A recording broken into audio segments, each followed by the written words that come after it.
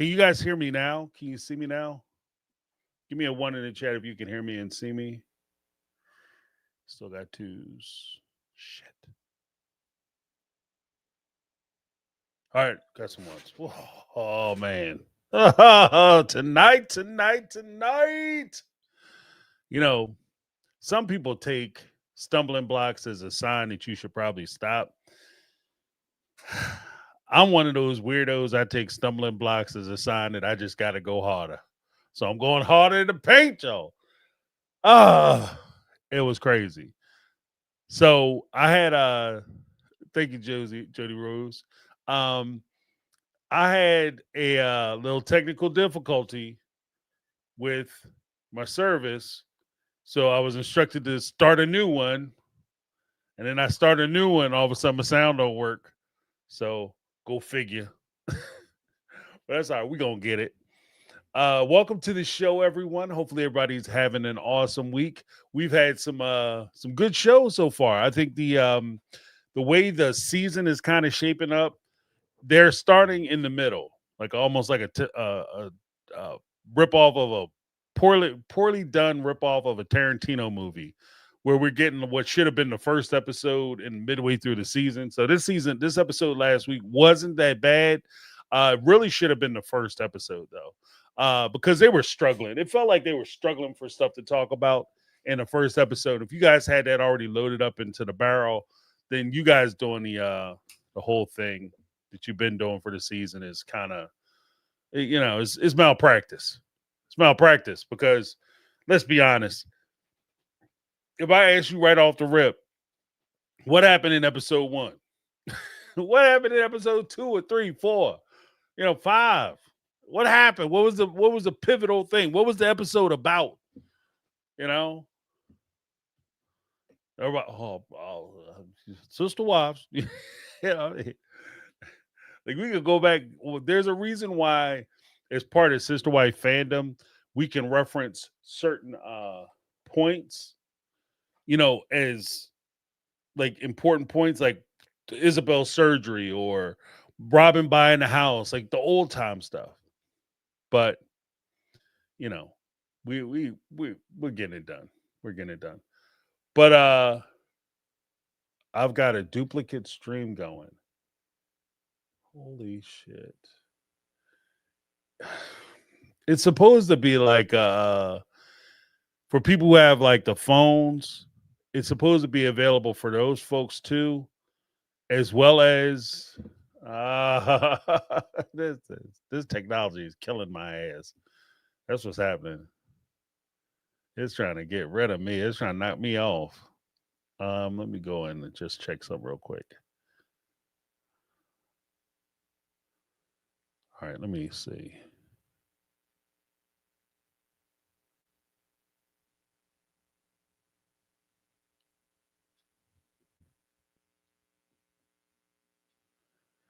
All right. Hopefully that fixed it. If it didn't, I don't know what to do. I'm at that point.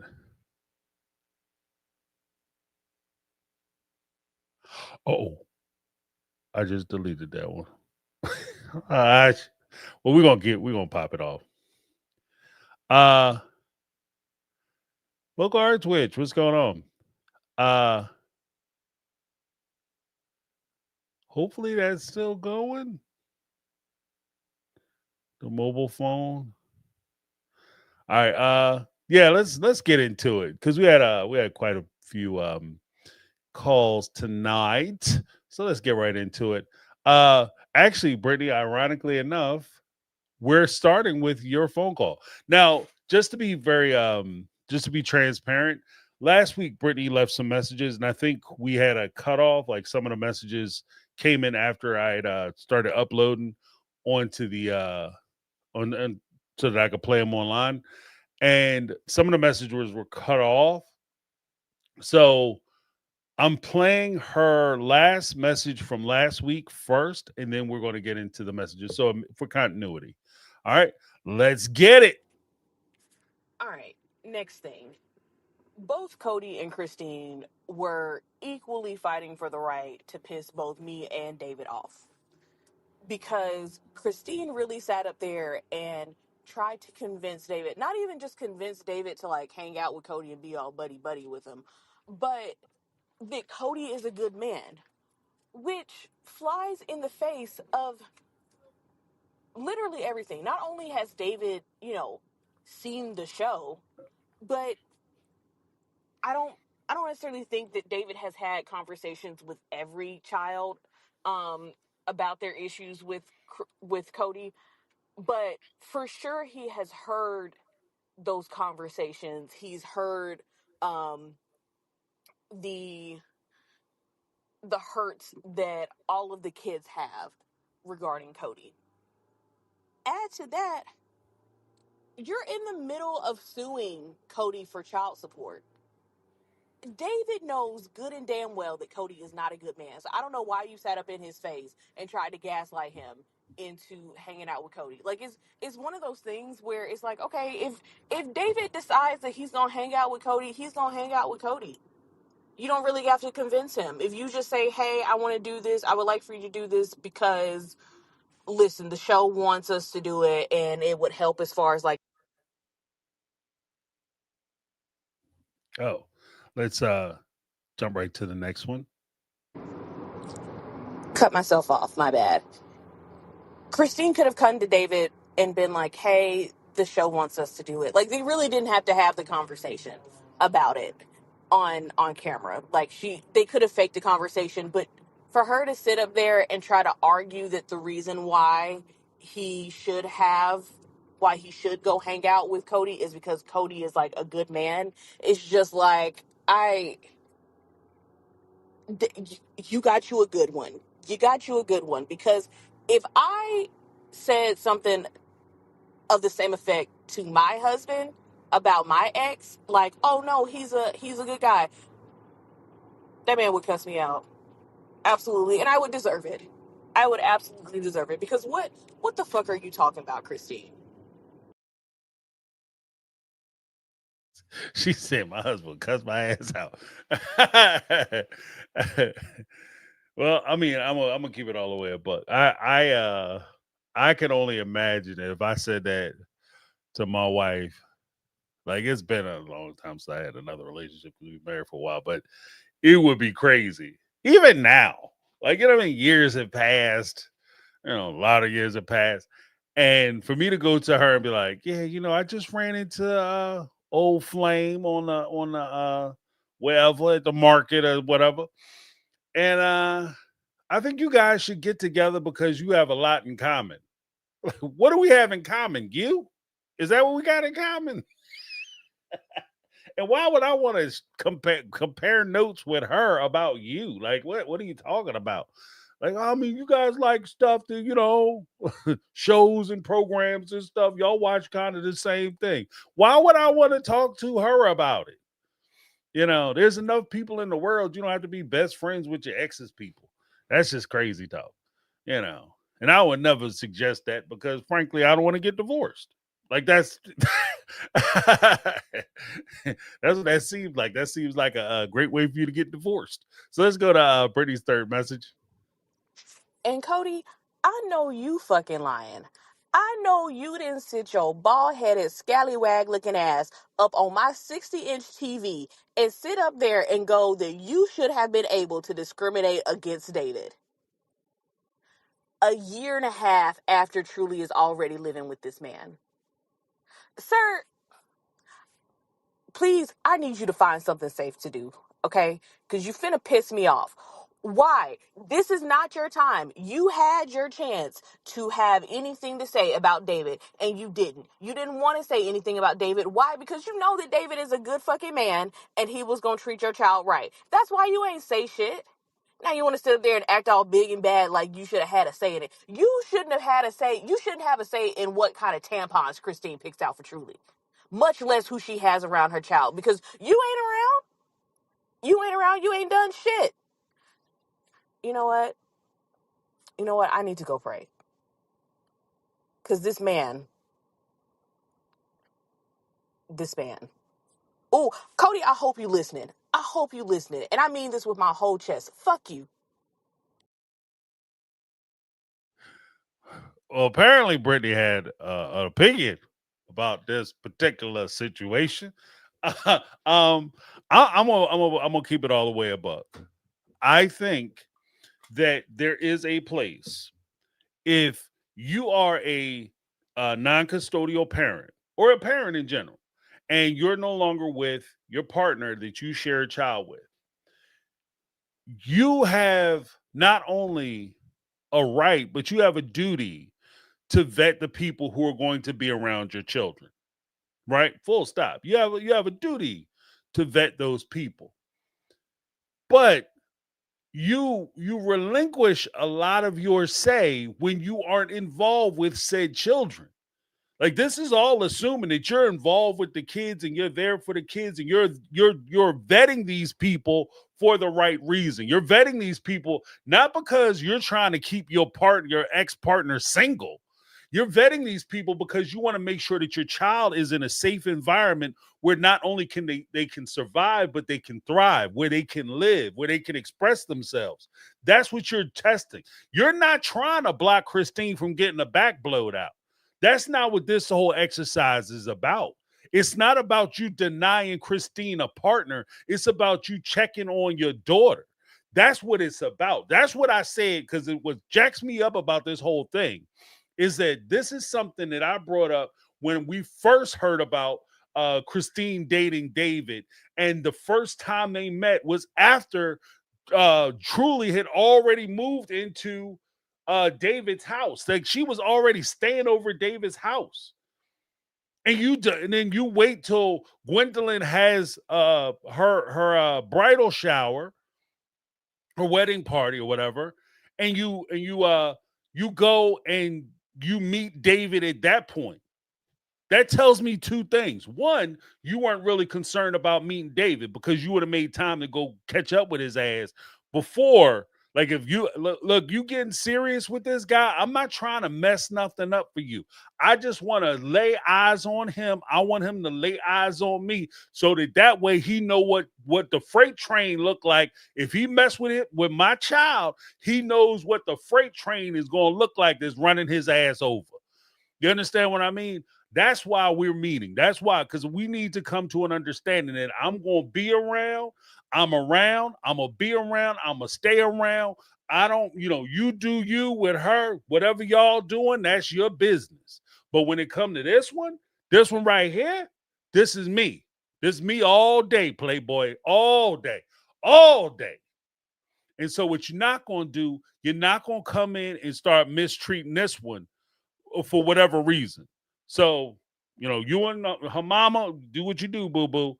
But this one, this one is under my protection, and that's what you. And it's not even so much like, oh, I'm gonna jack you up. It's just we need to understand things, lay things out as far as rules are concerned, how you see discipline, right? If you're not look, there's some people they don't mind corporal punishment. Other people, no bueno. Some people, if I feel the need to do a certain level of punishment, that's on me. But as far as you off limits. Don't do, you can tell her to go to a room. You tell her, you take it the game away, with phone away, whatever the case may be. But you're not doing, that's as far as it go. Anything else, we need to have a conversation. And I want to be, and that's another thing. Like if there's disciplinary action that has to be taken because they're doing something wrong, I want to be included. I want to know about it. I want to know what's happening. This isn't me trying to get into the business and goings on and what's happening at your house. It's just I need to know what's happening with my child. And so if there's an issue, a problem, a concern, I want to know. And this is you saying to him, I want to know what's happening. I am involved. Now, this gets to my second point, and I want to stress this. If Cody was actually going to see Truly, if he was actually spending time with Truly, he would have already met David. The fault is yours, bud. The fault is yours. If you were already dealing with Truly, you would have met David, especially when they moved to the house. Oh, you live in where? You moved in with who? Okay, no, baby, don't worry about it. Daddy gonna come pick you up this weekend. No, you're not coming to my house. Mom, I don't care if she in town or not. I'm coming to pick you up at the house. What time, Mr. David home? Because that's what I will be calling him. What time, Mr. David gonna be home? Okay, all right, okay. I'll see you then, baby. That's all you do. Because if you already seeing her, you already seeing her every week, then it's not a thing. I'm gonna scoop them at the house. I'm scooping at the house. I'm gonna be in town. Oh well, I mean, I don't know if I'll be out in Arizona. No. Don't worry about it. Don't worry about it. Cause I'm gonna be in. I have business in Utah. I'm gonna be in Utah. Whatever. Is David gonna be home? I mean, it'd be a great time for us to meet. And it's like that. If you're an involved parent, you're an involved parent. But it's hard for you to be an absentee parent talking about you had a right of refusal, first right of refusal. Nah, man. Nah. But let's go to the next thing. We have Zuzu up next. Zuzu. Hi, James. This is Zuzu. I have a lot of thoughts about Pop Sykes' interview, and then I'll get into about the episode. But first off, you're totally right. He softballed those questions. It looked like he wasn't prepared. It looked like it was more of something that his wife wanted to do, and she just ran with it. And instead of asking the hard hitting questions, she like basically did kind of like Suki does and gave the "Oh, I'm such a fangirl" type of questions. Like, I appreciate her asking about Mary and stuff, but they still didn't answer the questions because there is no way you don't talk to someone just because, oh, they were mean to me when I was a baby. When I was a kid, they were mean to me. No. I mean, my parents were mean to me all the time. My parents beat the hell out of us. But come on now. You mean to tell me that you don't talk to her because she sent you to bed without eating? That was a choice for a lot of us kids.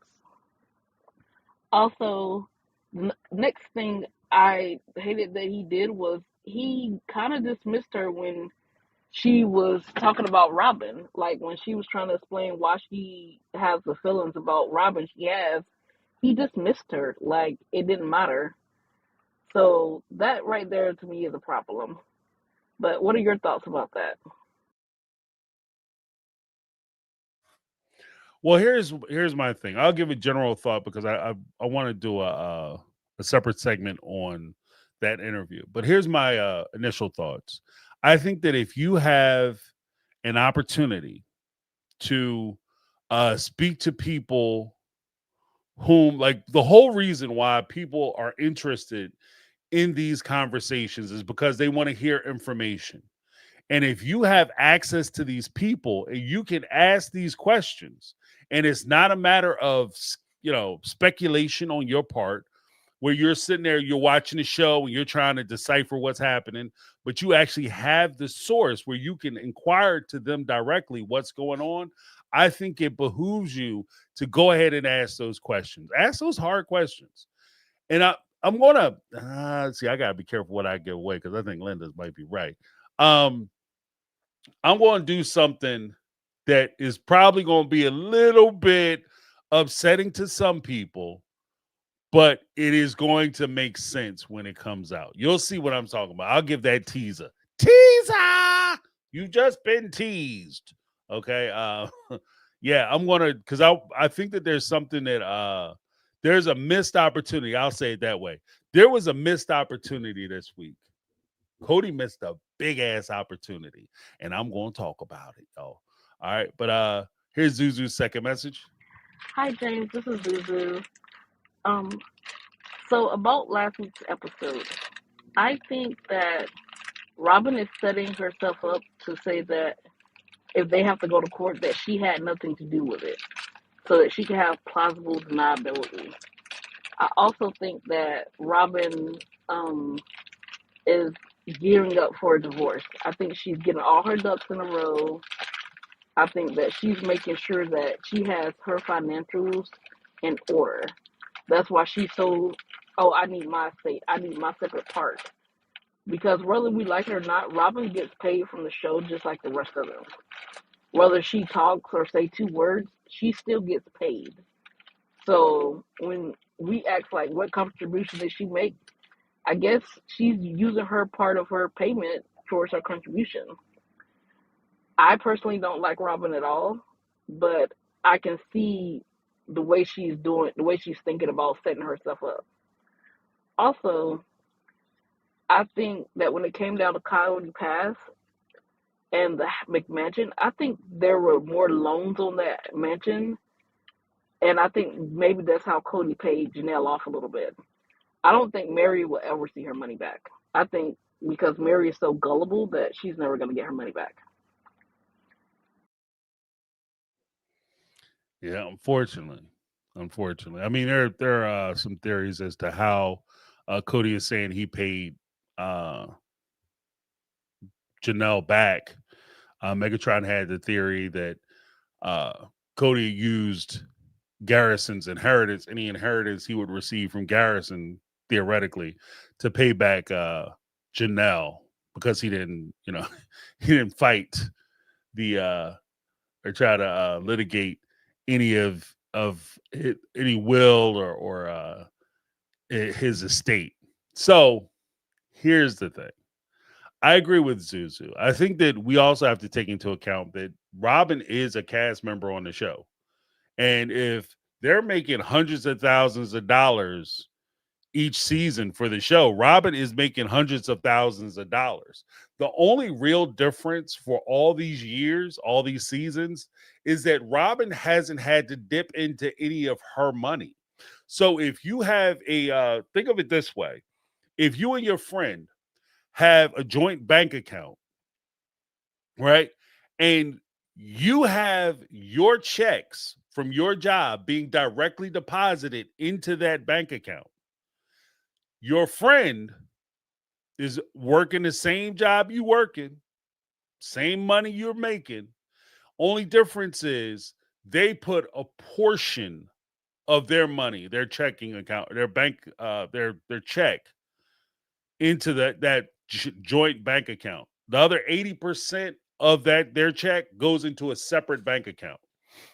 But when it's time for them to pay bills, time for them to insurance, rent, clothes, things of that nature is coming out of that joint account, then she's able to save that. Your friend is able to save that 80%. And when everything shakes out and you say, you know what, why is this joint bank account always empty? My whole check goes into it. I always turn up with nothing. It doesn't make any sense. Your friend could look at you and say, well, I have plenty of money in savings. I don't know what you're doing. And I think that that's probably closer to what's going on with Robin. Like the money she makes is her money. The money that the family was making or contributing, the OG3 plus Cody, were putting into the family fund. I think that was the money that Robin was using, Cody was using to provide for Robin. And Robin was keeping her money. That's how she's able to, come out with I was a good saver and all that stuff. So I think that that's something that has to be taken into account of. And when it comes down to it, kind of what Zuzu was saying, I get this is how they were raised. I get this is the community and culture they come from. But at the end of the day, they let it happen. Like, it doesn't matter. They were raised to be taken advantage of. They were taken advantage of. And the hard part of this thing, the hard pill that's there to swallow, that you have to swallow, if we acknowledge that they've been taken advantage because of the way they were raised and how they were brought up and their views on marriage and polygamy and family, is that everything that Cody did, everything that Robin did, potentially could be absolutely legal. Wrong as hell, as immoral as fuck, but 100% legal. See, there's a difference.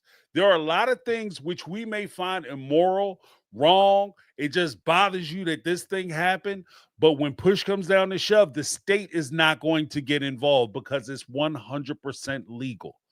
And for instance, with the example that I just said about you and your friend having a joint bank account, your entire check for over the course of a year has gone into this joint bank account. Your friend hasn't deposited nickel one into that bank account. If their name appears on that bank account, they have absolutely every right to go to that bank account and empty that bad boy out. Leave nothing in there but 2 nickels.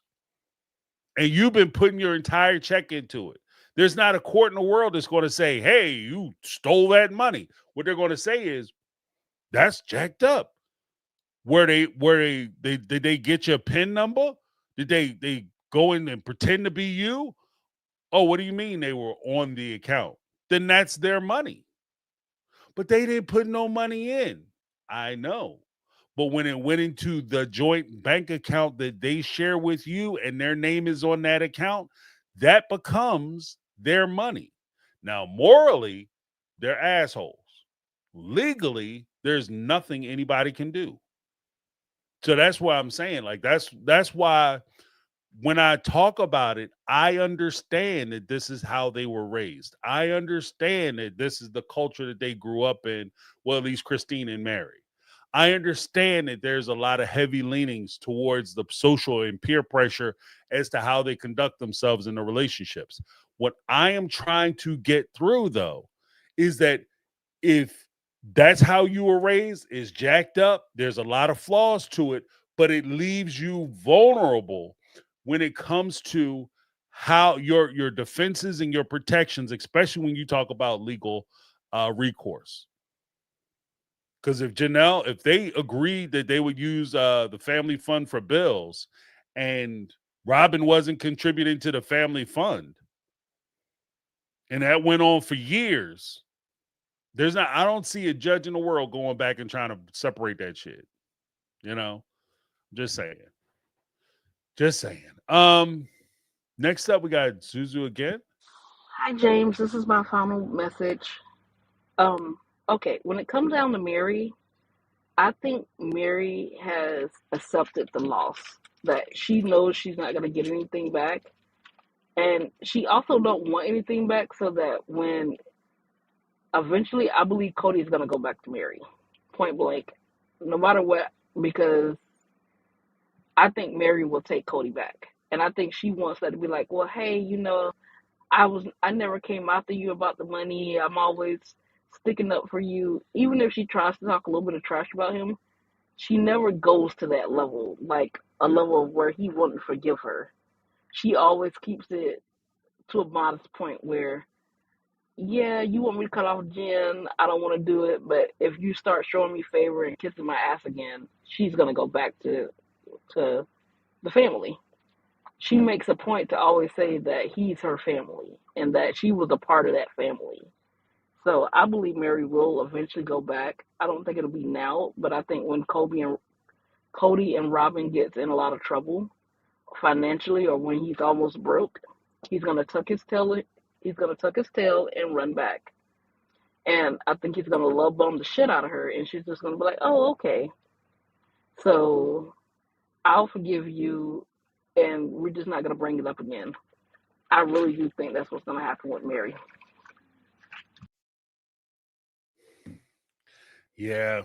I don't know. Like, I don't know if Cody would go back, you know. But then again, there's a few things Mary has going for her. Like, the first thing is that if she's still making pretty good money, she's making pretty good bank, he might go back to her just so he has access to her money. Like, if he finds himself in financial straits, he very well may go back to her if, he finds himself in a position where he might go broke, start losing stuff. They talking about taking stuff. Robin's gone. He might go back to her. In agreement with what Zuzu was saying as well, I've also noticed that when Mary does say things about, or negative things are said about Cody, it's never Mary actually saying it. It's usually a provocation by Jen or one of her friends, or it's Jen and her friends, or one of Mary's friends talking mad shit about Cody. And Mary is just sitting back going, oh my goodness. Oh, wow. Oh my, you're so wrong for that. But at the same time, she's not the one pushing it out. She's not the one saying it. She's playing it off like that's them, because that gives her the deniability to be able to say that the other person is talking about this talking about you. It wasn't me. If you watch the tape, I never said nothing. I was just laughing. I mean, these are my friends. I was embarrassed. I was wishing they would stop talking about you and saying that stuff. But I was so embarrassed when they said it. Like, it gives you that back door. And I do see that. And I think that's what people are picking up when they say that uh they could see uh people going back to Mary, or Mary going back to Cody. That's what I think they're kind of focused on. But let's listen to Zuzu. This is our last message. Hey James, sorry about that. Back to my fourth take.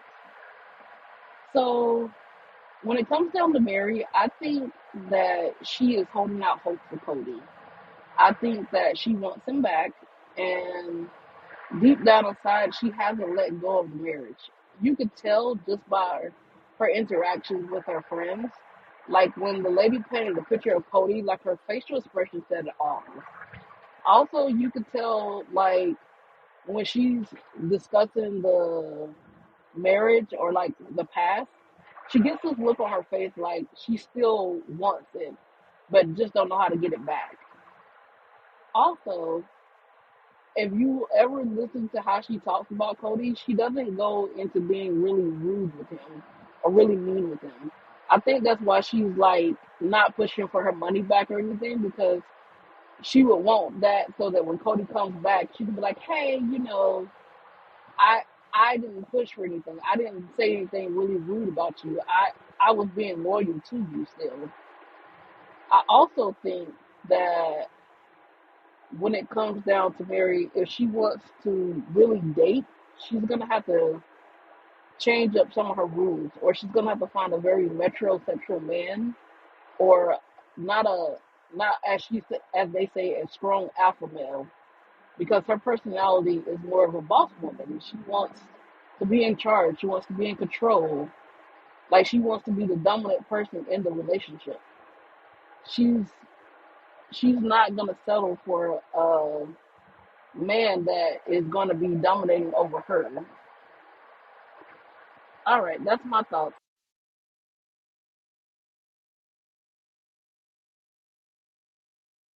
Mary and her dating, like, see, I'm a little torn because she says that she wants somebody who's going to be an alpha male and this, that, and other.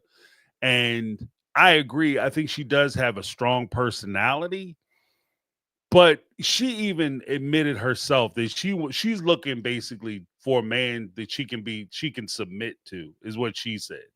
So I think that some of the wolf talking is there, like, I'm a boss babe and blah blah blah blah blah. But when rubber meets the road, she meet the right guy, who she's attracted to, that she wants to be a part of. She'll you know, I even hate the term, but she'll fall in line, quote unquote. Part of what leads me to also believe that is the fact that even as Cody is right now, the fact that she would go back to Cody, the fact that she said Cody is the boss, the fact that she said that Cody is the leader, and this, that, and other, because it wasn't just Robin singing that song. It was Mary right there, doing a duet with Robin, talking about how Cody's the leader, he's the boss, he's the head of the family, et cetera, et cetera, et cetera.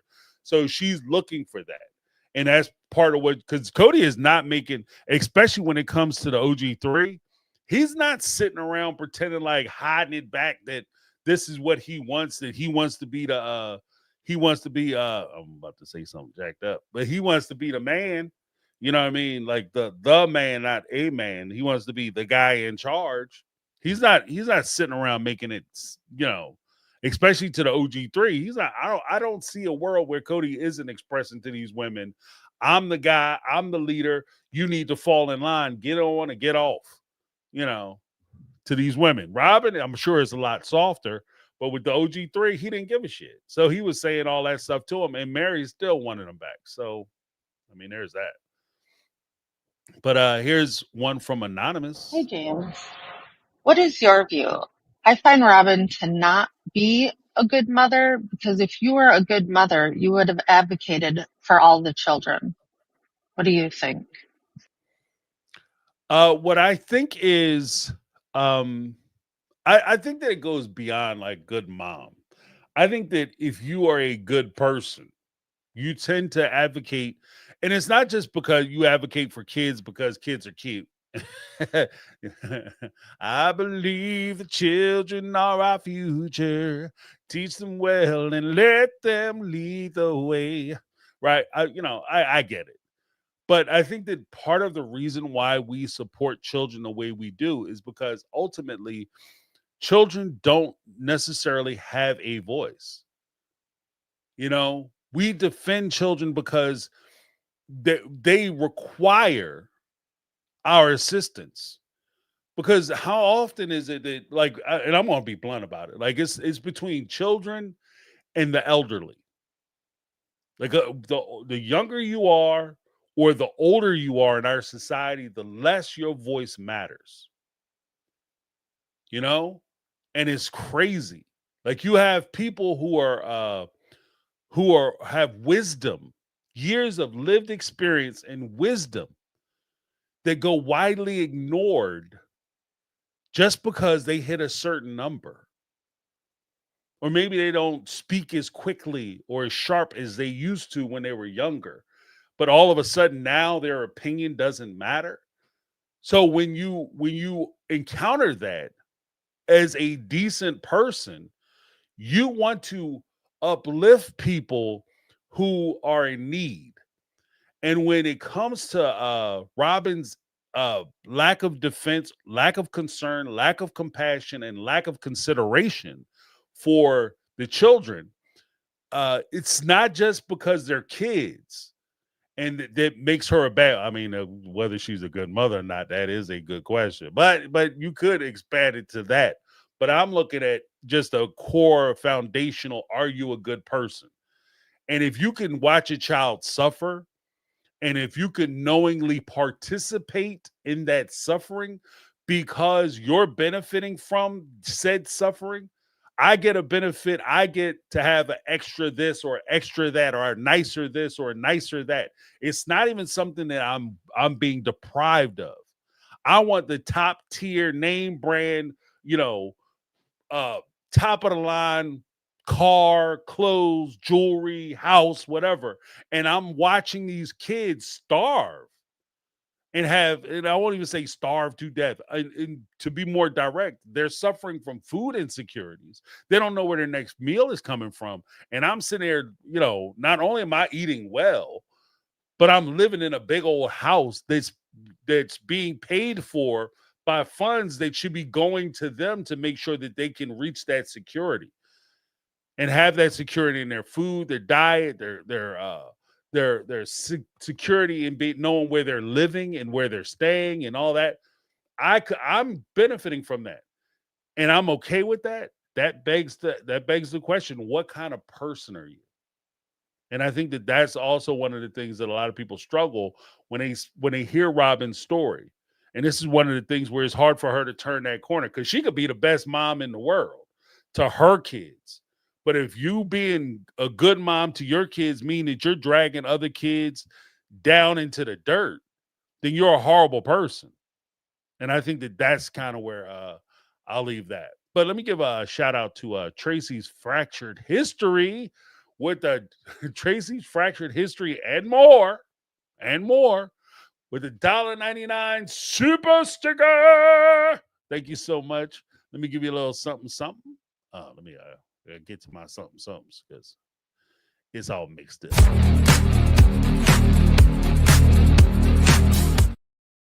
Then we had Flufferton's mom said, "My grandniece and Flufferton love your channel, James." Oh, thank you. Thank you. Little Flufferton. Flufferton is cute. If Flufferton ever want to need a place to stay, my wife is a cat person. She love Fluffertons. Flufferton better never come to my house to visit because because my wife will not let that cat go. That's a good looking cat. Uh, but tell your grandniece I said hello. Hello, grandniece. How are you? Hopefully life is going well. That's awesome. Oh man. Um But yeah, I just think that as an adult, because that's one of the things that we had talked about before with the sign on the wall for Robin, like the sign on the refrigerator.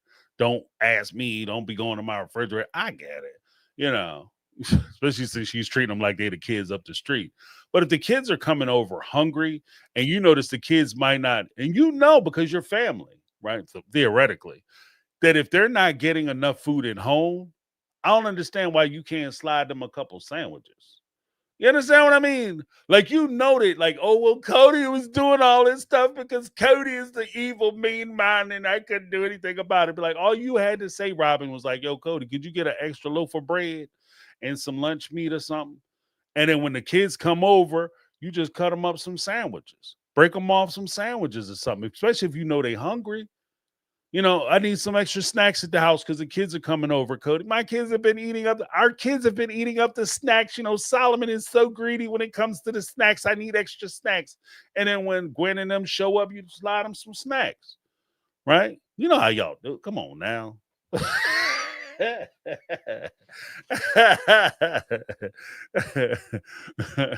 Every woman I think I've ever known in my adult life has had like a little squirrel away. Like, you know what I mean? They know how to squirrel something away. Like the fellas will spend it to the nickels. They'll spend that thing to the they'll hit them check banking accounts and back machines, the most machines, whatever, till them bad boys hit back. The ladies, they know how to squirrel away. Got some grocery money, got the change, squirrel it away. So you tell me Robin couldn't squirrel something away for them kids when they came over the house, they hungry? Like I said, it's just what you working with.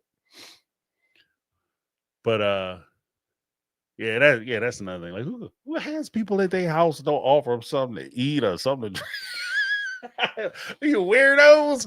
Like who raised you? Who raised you? Like you have people at your house, hey, if I don't have anything in the house, like would you like some water? I mean, we paid it, we give you some tap water or something. Like, you offer some kind of refreshments.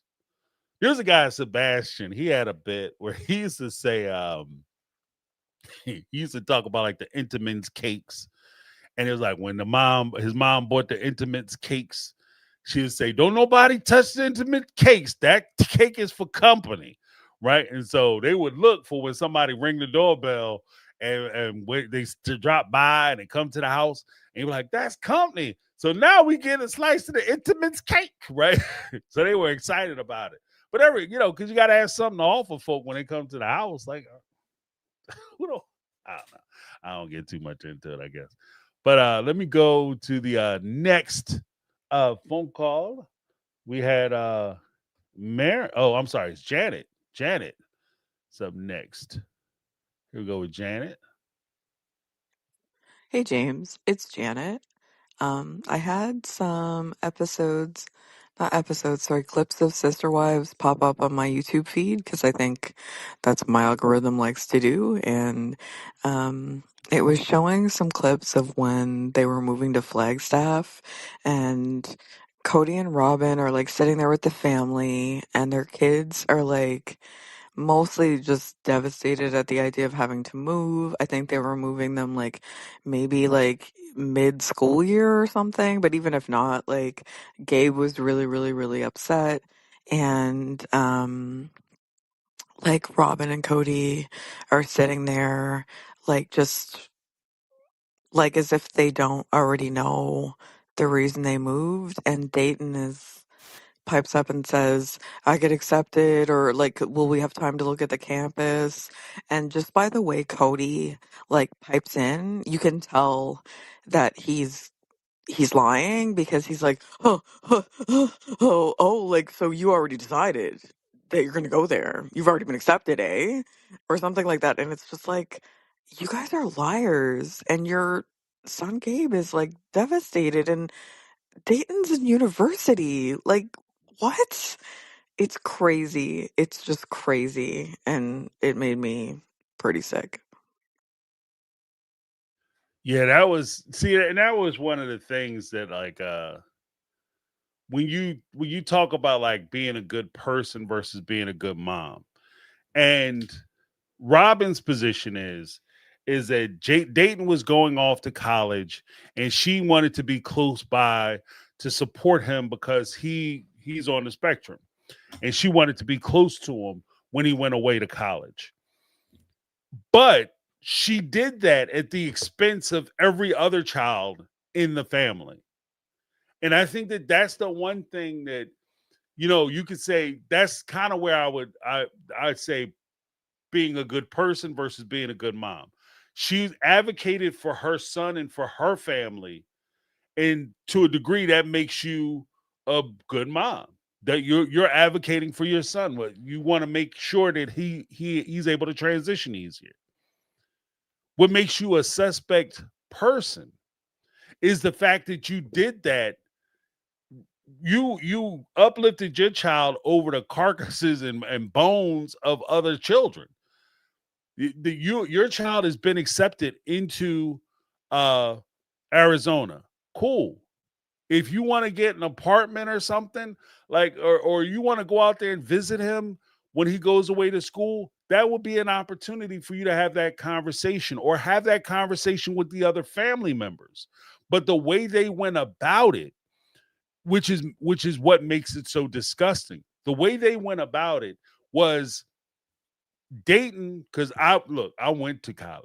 Okay. Like you don't just put in an application on Friday and on Monday you get, hey, welcome to college. That's not you submit to schools. You in most cases, you don't just say, I want to go to this school or that school, especially if you're the Brown family. You go visit these schools. So he went to visit the school, and then he put in the application for the school, and he was waiting for the application to come back for the school to let him know whether he's been accepted or not. You can't tell me I refuse to believe that they were planning to go to Arizona. And there was a possibility because he had also been accepted to UNLV, to my understanding, on a full ride.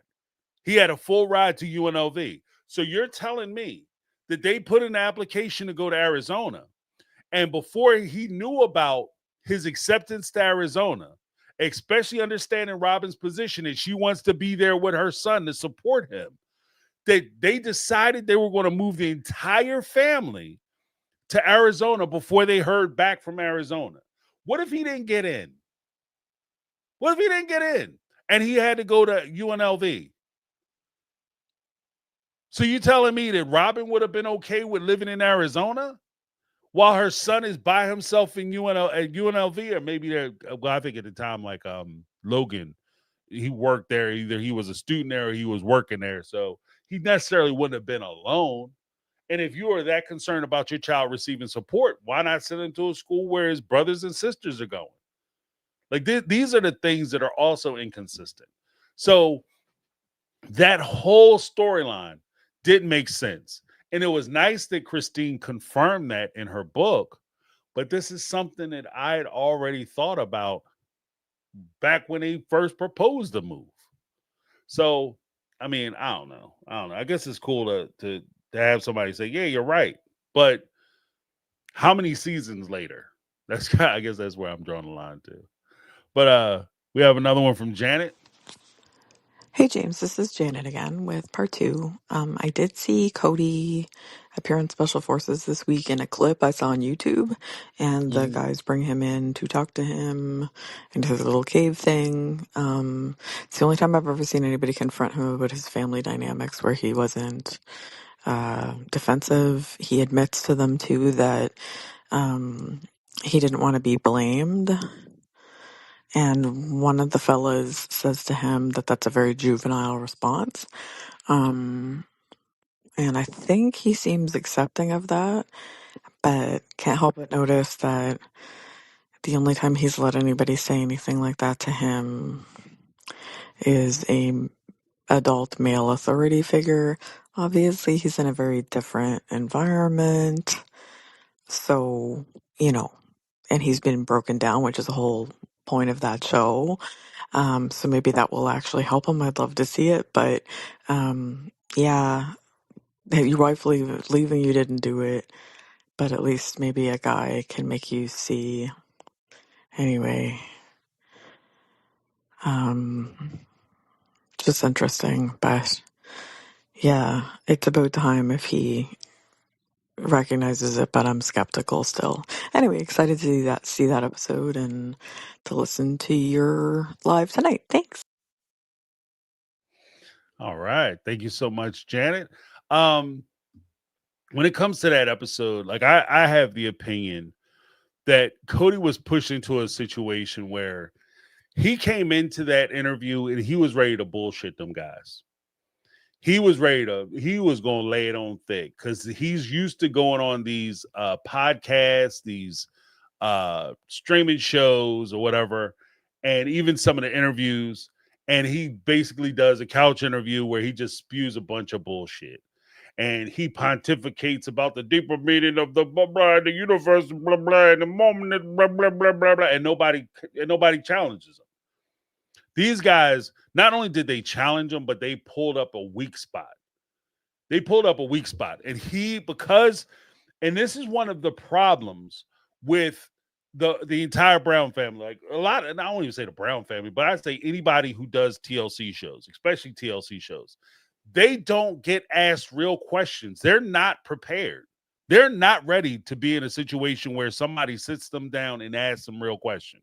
They're certainly not prepared for a reporter, an actual reporter, to sit down and ask some questions, or an attorney. Good. By laws forbid. Because they will eat their asses alive. Like Cody sat there and said, the statement that Janet was referring to was, Cody said, I don't want to be wrong. I don't like being wrong. And that's when one of the guys was like, who the hell does like being wrong, you idiot? Nobody likes to be wrong. Nobody's like, oh, I'm wrong. Yeah, celebration, party time. I'm wrong. Right? Nobody likes to be wrong. And then what it came down to is you can't accept responsibility. And ironically, when he walked out of that tent and he pretended like, oh, I'm going to start taking responsibility. Yeah, you're right, because that's what I need to do, because I respect you guys, Mr. Man. You guys are trained killers, and I know you heroes and patriots, and I love that for you guys. Thank you so much. He walks out of there. The first conversation he had with the other cast members was him basically bullshitting them and denying the conversation he just had. That tells me right there that you didn't catch any of the shit that they was throwing to you. You didn't pick none of it up. Because the second you were in a situation where you could have came out and said, you know what, they gave me enough. I need to think about my kids and try to reconnect with my children, et cetera, et cetera, et cetera. Or just they gave me a lot to think about when it came to my personal life. He said, I don't know. They just said I got to start being myself and be true to myself. But I don't know how me showing this is actually applicable for being here for these trials or whatever. But he's also the same guy. Cody's also the same guy who said, I love doing these kind of challenges because this is where it shapes men and masculinity, and being a man is coming out doing these kind of challenges. This is how you really get to know yourself. This is you getting to know yourself, learning to take accountability for stuff you fucked up, where you made a mistake. This is you learning to do that. Through the crucible of these trials, this is where you get what they plan to do, what this whole course technically is designed to do in special forces, as well as to a lesser degree in basic training, is to strip away all the facade so you're left raw with the person that you are, so you can recognize who and what you are, your strengths, your weaknesses, things you need to work on.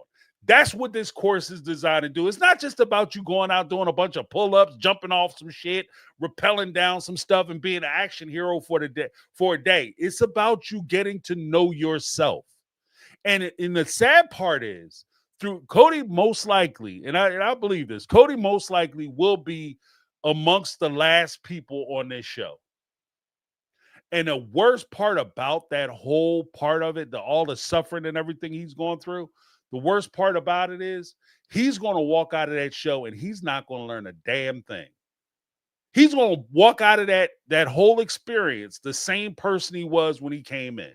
selfish as hell, self-concerned, self-centered, and dare I say, narcissistic tendencies, exhibiting narcissistic tendencies.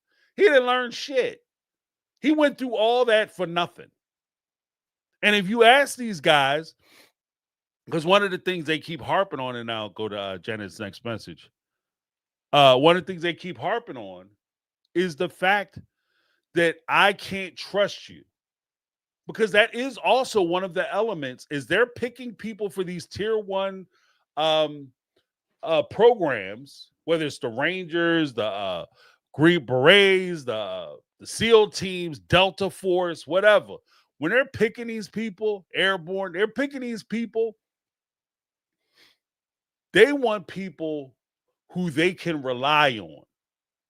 They want people who are team players. It's not just about you being able to do push-ups and run fast, a mile fast. They need people that they can rely on. And because Cody can't be honest with himself, he can't recognize when he made mistakes, he can't be accountable. How do you trust that? How do you ever trust that guy? I mean, aside from the fact that in last week's episode, they were supposed to be doing a search and rescue mission, and he wound up leaving his partner behind in a building that was supposed to have been blown up. So instead of, you know what? Because they had a nice little thing at the end, and I'll go on to the next message.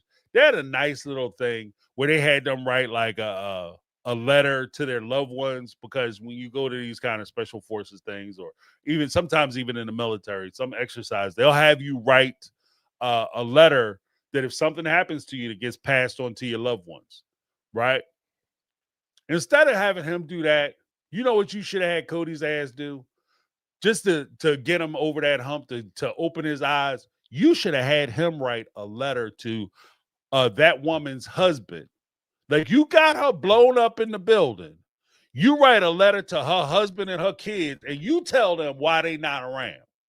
You tell them that you were so busy, so concerned about being a macho man, hero man, leader, that you left a mama and his wife in that building by herself to die alone. You write that letter.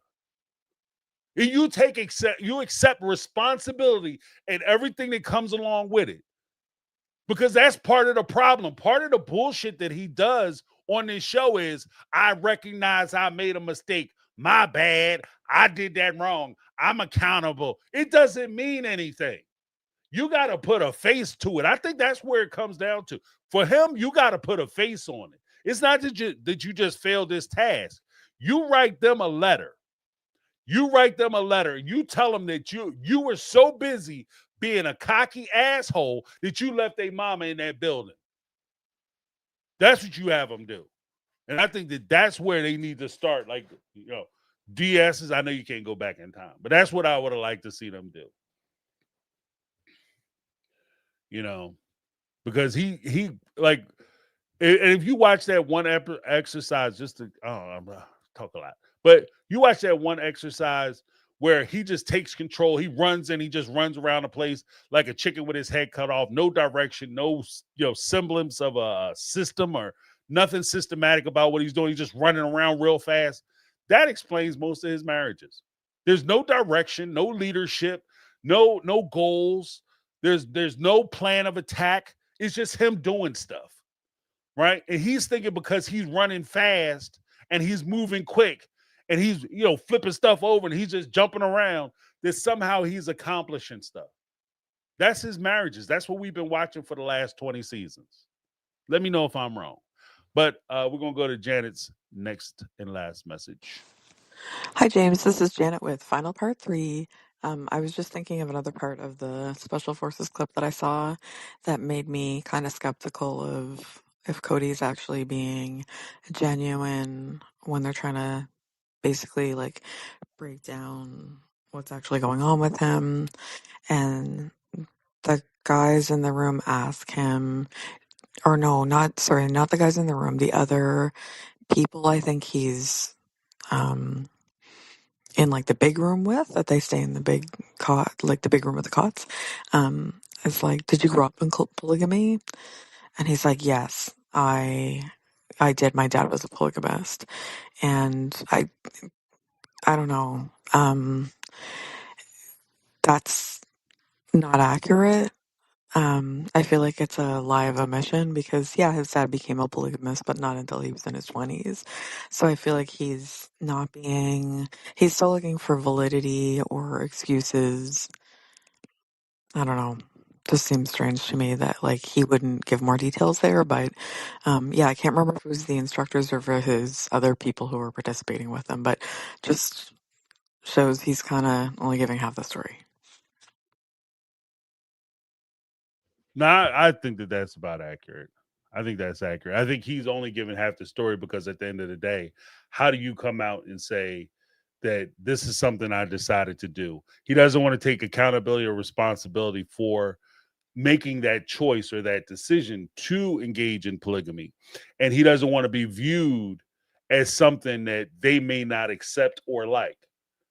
So, like the whole time during Sister Wives, we heard him talk all the time about uh being the Mr. Big Brave Man, about you guys need to accept me and my life choices and let me be me and all this other. But what we haven't seen is Cody actually encounter somebody who challenges that point. And this is all of them. Like somebody who challenges that point. Is polygamy okay? Yes, it is. It's great. It's wonderful for the family. It's amazing. It does wonders for the women. Okay, let's talk about it. Let's challenge those points. Right?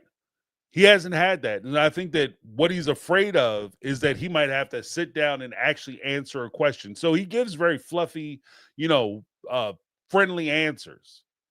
Oh yeah, I grew up in polygamy. My dad had polygamous. I grew up in a church that was basically polygamy was like the secret side door of the religion. Talk about the Mormon faith, and I'm sure the Mormons were excited about hearing that shit. Because they abhor their connection to, like most people, especially the LDS. They abhor any connection that people try to give them to the other polygamous sects of Mormonism, like the AUB or the FLDS. They can't stand that shit. They get angry if you talk to an LDS person and you say you one of them polygamists, you a Mormon, you a polygamist, they will lose their shit. Okay, but Cody tries to say that their religions are very similar, and being a Mormon gave him a backdoor into polygamy. And then, like Janet said, he kind of muddies the water a little bit by saying that his parents were polygamous, which was true, but you didn't grow up in that shit. That's a lie because you didn't tell the whole truth. You didn't put it in context. So I agree with that. Thank you so much, Janet. Then we're going to go on to Mary. Hey, James. Just listening to Notes to Self 444 today. I just don't understand Robin at all. She's speaking out of both sides of her mouth again. And hopefully you can pick up what I'm putting down here. So just make some sense of this. Robin comes in. She sees that McKelty's being harmed in some way. So she has to come in, and McKelty is her caregiver at 13. Yet Robin is counseled by these leaders. And the current prophet has done physical to his children. Mel has said it today, even that's what he did on a weekly basis, basically. And now she wants to go back to this church that she knows full well that they encourage this, or it's not frowned upon in their church or anything like that. So this makes zero sense. Why would she want to get with the church or be in a church that encourages this kind of physical harm to children when she was trying to save one or save this family?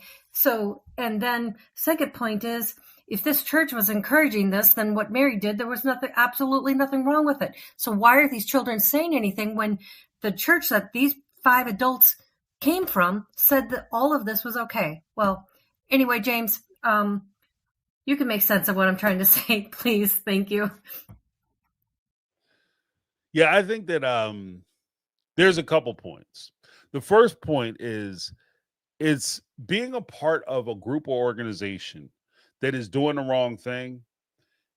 Depending on who you are and your character, the depth of your character, your personal character, Some people will not be a part of a negative group. If they find out that their group is doing something that's morally reprehensible or something that they disagree with, I'm out.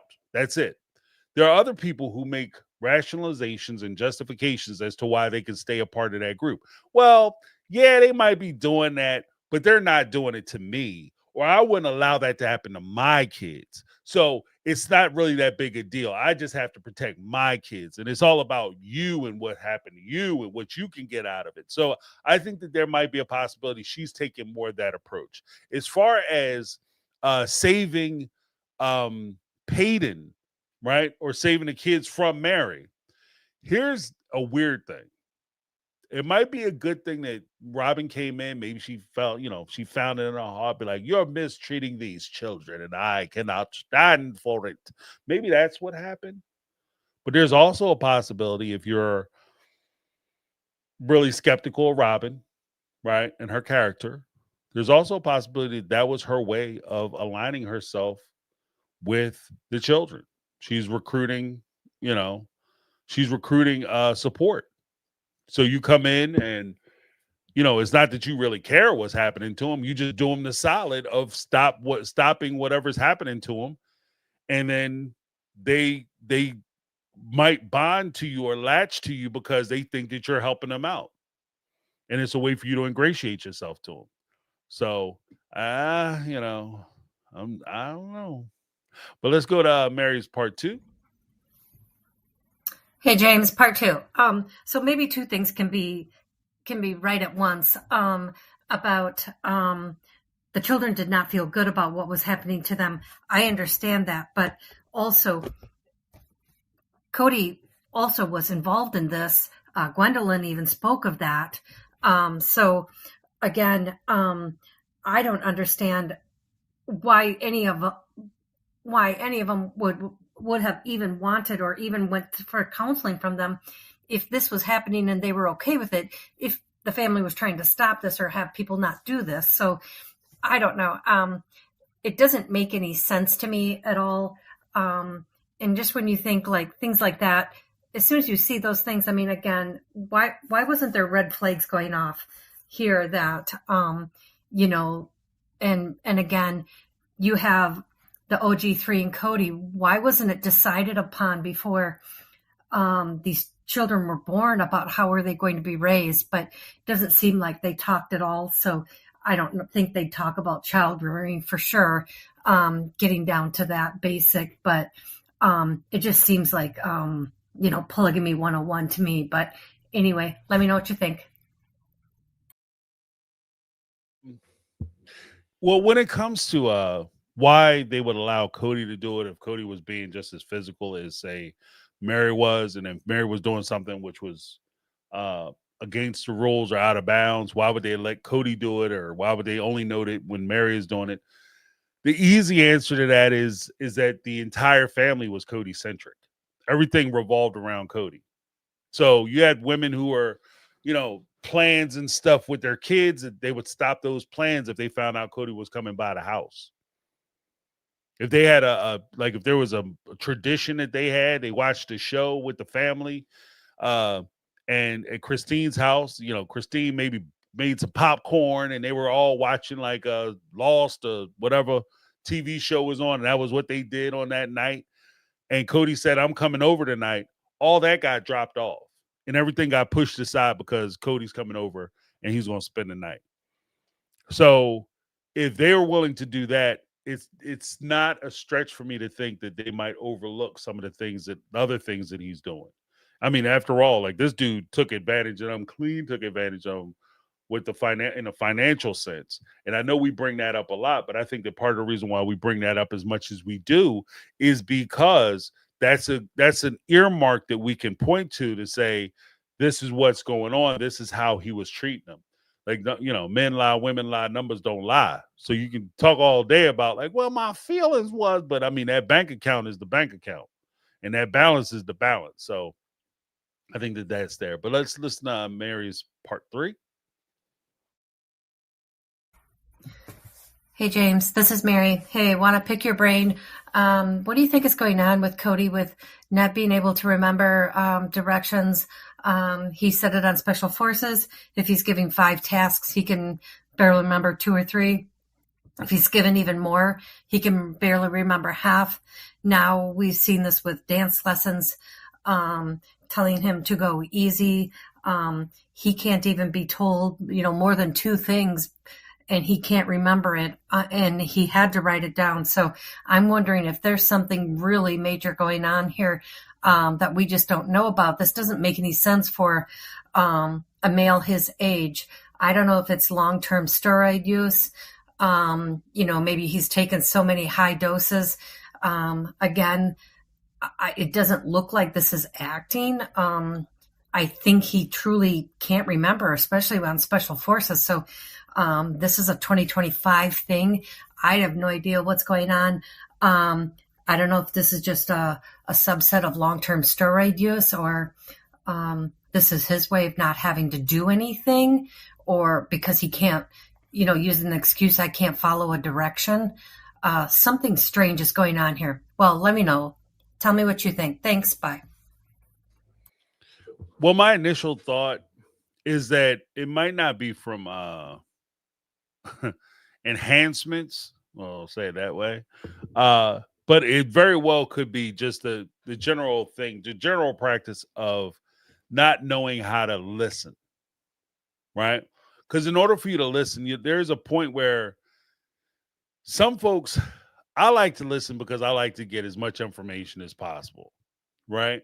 I have a natural curiosity. So I listen to people just because I'm curious what they're going to say, what their opinions are, because I recognize that their opinion is going to be different from mine.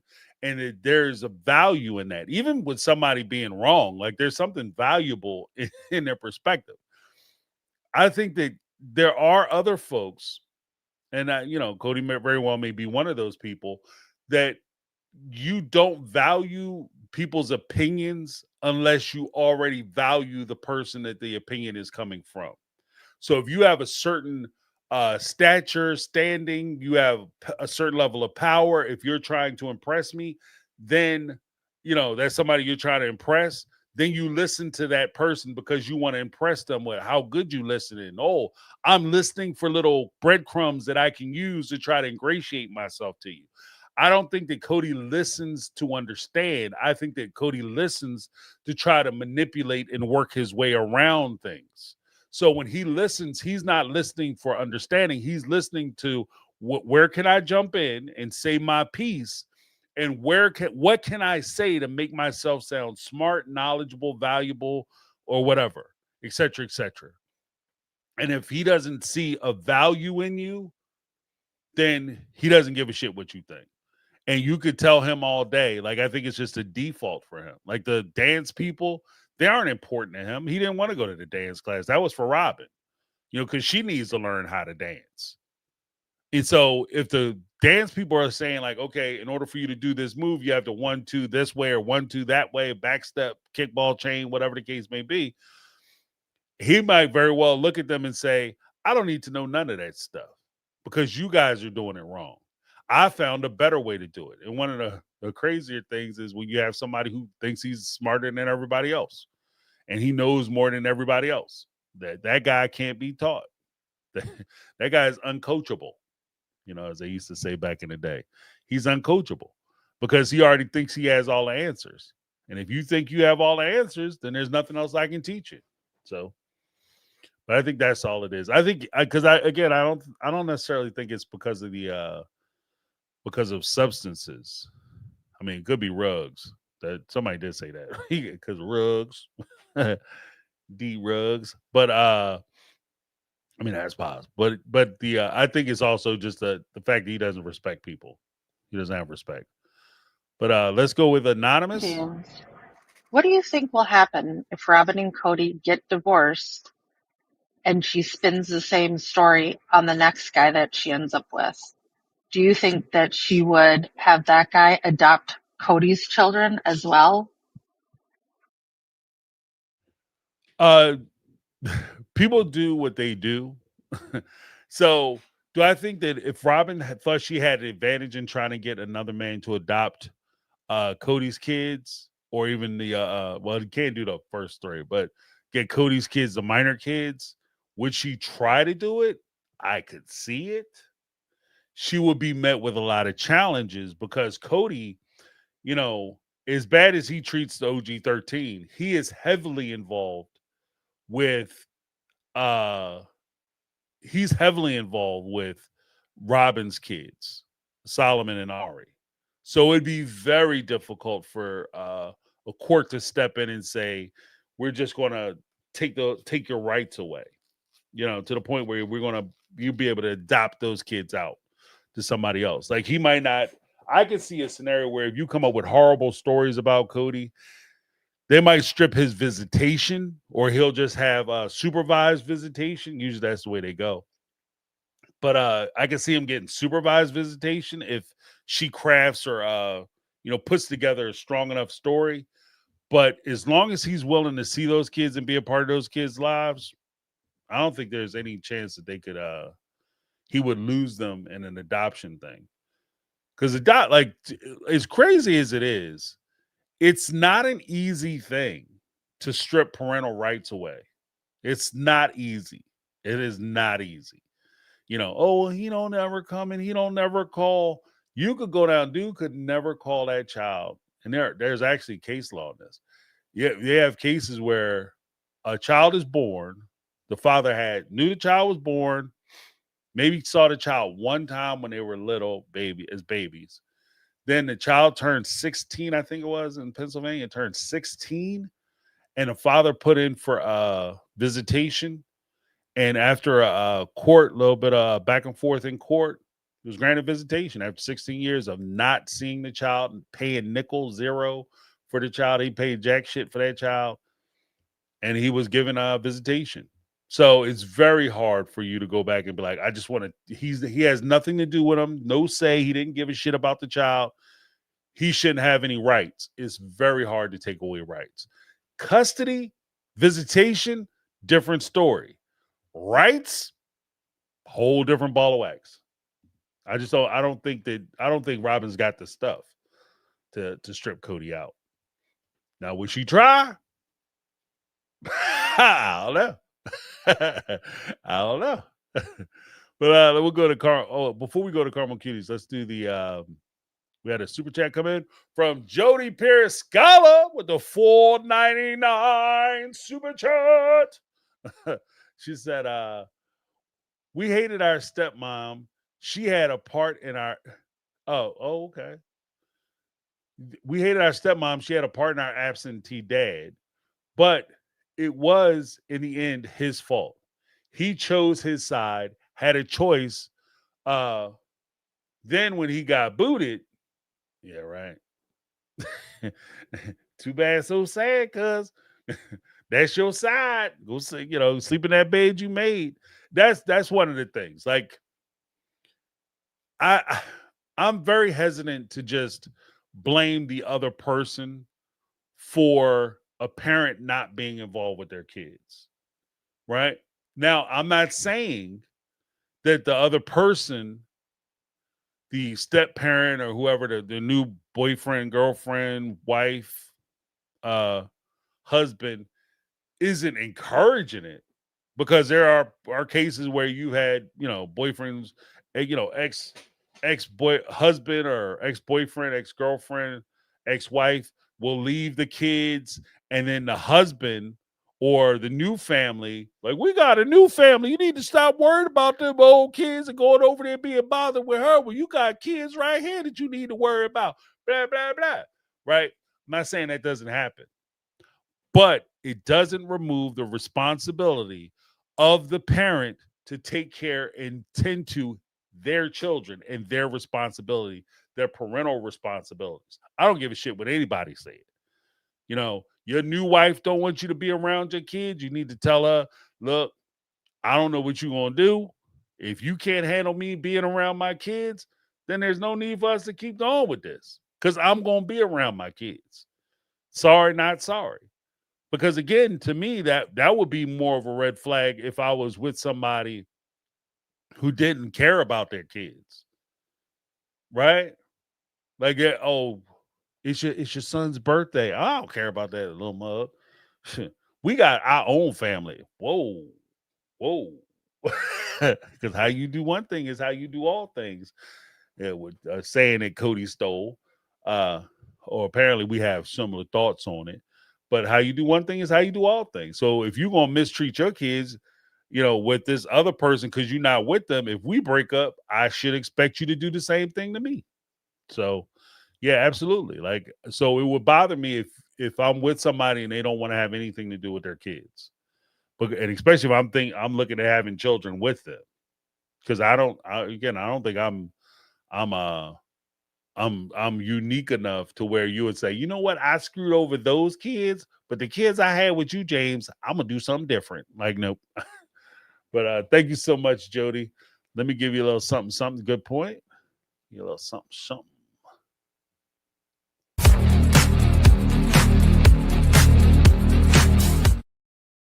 All right. Then we had Caramel Cuties. I can't believe I truly forgot to add this one when Cody stated that he should have been able to basically vet David because Truly lives at David's house. Or what did he say? I should be able to deceive David.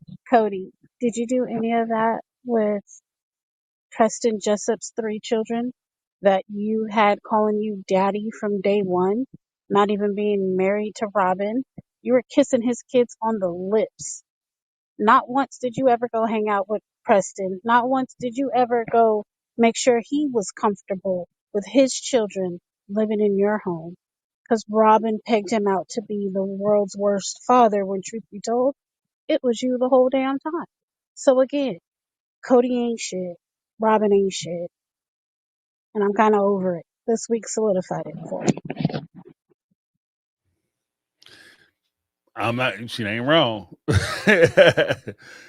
She ain't wrong. You know what I mean? Yeah. I mean that is crazy. That's crazy. Because even with that, I should be able to have right of first refusal. Didn't Robin's ex say he didn't want his kids on the show? He had right of first refusal. Those were his kids. Technically, you see Truly probably as much as he was able to see Robin's oldest 3 kids. And according to Christine, she's trying to get those kids out to you. Robin was holding those kids back. She held those kids back until she could finagle him into signing over his rights. Then all of a sudden, the kids were available and the kids went out for 2 weeks, which made no sense to me. Because if I go as far as to strip somebody of their parental rights, the last thing I'm doing is sending my kids to their house for 2 damn weeks unsupervised. If you can't be a parent to the kids to the point where I have to take your rights away, then I dare I say it, you may never be in a room by yourself with my children. Ever. So, I mean, that just showed me what they was working with. But I agree. Like, the standards that you set are kind of like, especially when it comes to Cody, a lot of it is just rules for thee, none for me. So I'm not surprised by it, but I got hats off to Caramel Cuties for pointing out the hypocrisy of that position. Next up, we got Linda. James, you got to watch Special Forces tonight. The instructors interview Cody. I saw part of it from another content creator, but she just talks too much and they kind of read him. So I am dying to see the whole thing. It's like, I don't know, 9 or 10 o'clock can't come quick enough. And I think I posted on your Facebook where all the Special Forces people that live in Nashville got together and they had a Cody trash-a-thon. And they all said it. Sean, who was the gymnast, he didn't eat for 4 days. Didn't eat. I thought he may have gotten a special diet. Didn't eat. I spent 14 days in Morocco. Okay. Let me tell you, between the heat and the altitude, you have to eat and you definitely have to drink. So I don't know what he did. He is definitely on something. But he gets read to filth by the instructors, and I cannot freaking wait. All right. Actually, I reviewed some of that. I'm gonna have a video. I just clipped it up today, so I'll be talking about that more poignantly in that video. But thank you, Linda. Yeah. I mean, it was my pleasure watching them sit there and squirm, But it also hit me too as I was watching it that Cody wasn't taking none of that shit serious, not as serious as he should have took it. Like he didn't. He said some of the right stuff. He tried to have the right emotions, but you can see that a lot of that stuff went right over his head. Like it just went in one ear, right out the other. So, the guys, they did their part. They tried to give him some insight and some information, something that he could put in his pocket and go home with from this experience. He just refused to pick it up. Like they were literally talking to a stone that came to Cody in that respect. And it's a shame, because they said things to him that the fans have already been saying. And, and they are the people that you would expect him to listen to. And to me, that only reinforces the notion that it doesn't matter. Like, because I know we've always kind of kicked around the idea that if it was a man saying it to him, he might actually hear them. But this is an example of it doesn't matter because Cody is the person that he is, and it doesn't matter who he's talking to.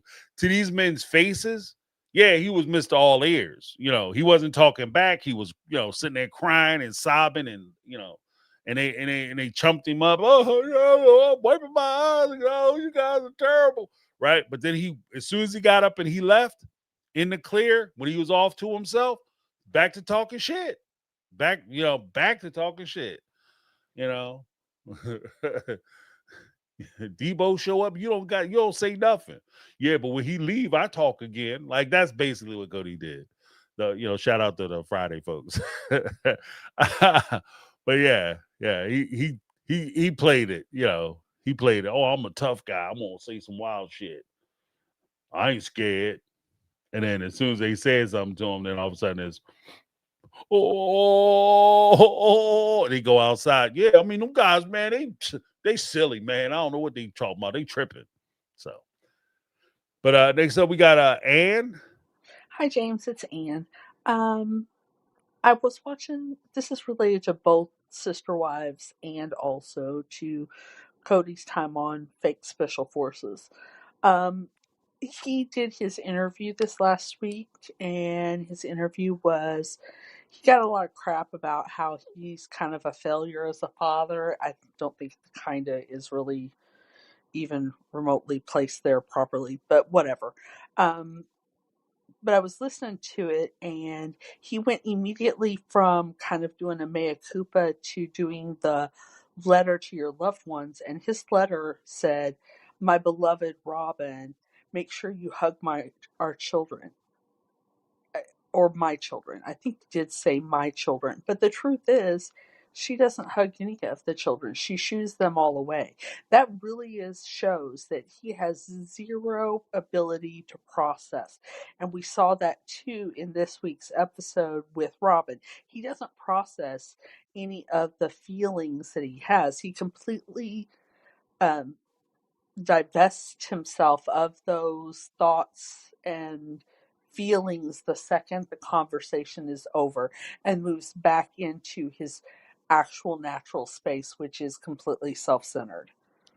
That was just my observation this week and probably matches. All right, Ann, thank you so much. The one thing I will add to what Ann said is that because she mentioned that Cody will feel the thing that he feels first and foremost. I think that there's the point where we recognize Cody feels the way he does because he's put in that situation. And that's what he's expected to feel. So he acts as he's expected to act. He does what he's expected to do. And the reason why he doesn't carry anything from that is because it's not genuine. And when I say, I'm not saying it, I won't even go as far as to say he's not hurt or things don't affect him. What I think is, I think that he doesn't allow things to affect him deeply. And he doesn't want to recognize the pain that he's in, because if you recognize the pain that you're in, you recognize that icky feelings feel icky. They feel icky. They're uncomfortable, and you don't want to feel uncomfortable. So what do? You just ignore them. You walk past them, because it takes a certain level of courage for you to feel that pain, for you to go through that uncomfortableness, that uneasiness of living with those emotions. So the easiest thing you can do, the coward's way out, is for you to ignore that pain even exists. Let me move this trash can. That's crazy. But you just ignore that pain exists. And because you ignore it, it doesn't make a difference. It's not a thing now, right? You just, oh, I'm fine. I'm fine.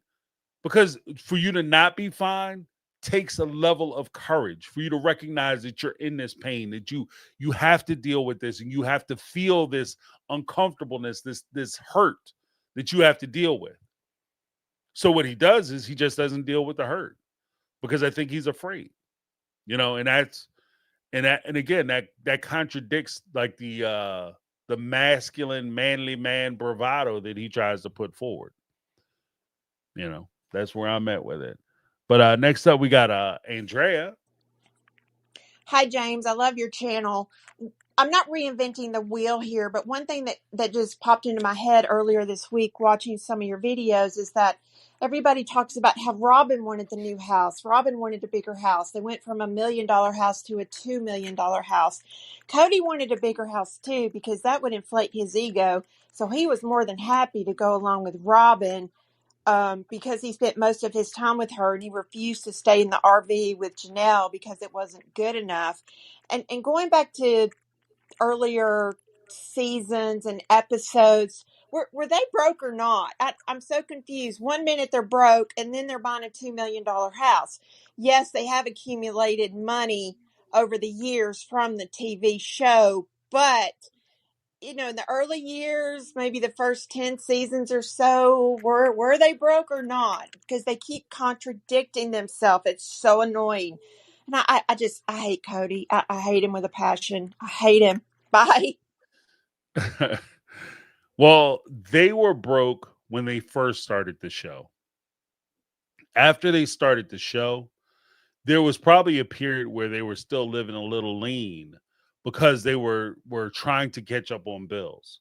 But what we can't avoid with the Brown family, as bad as we may feel for them, at the end of the day, they were amongst the top 1% of income earners, because they were making roughly 100. Well, I mean, I won't say 150 or 200.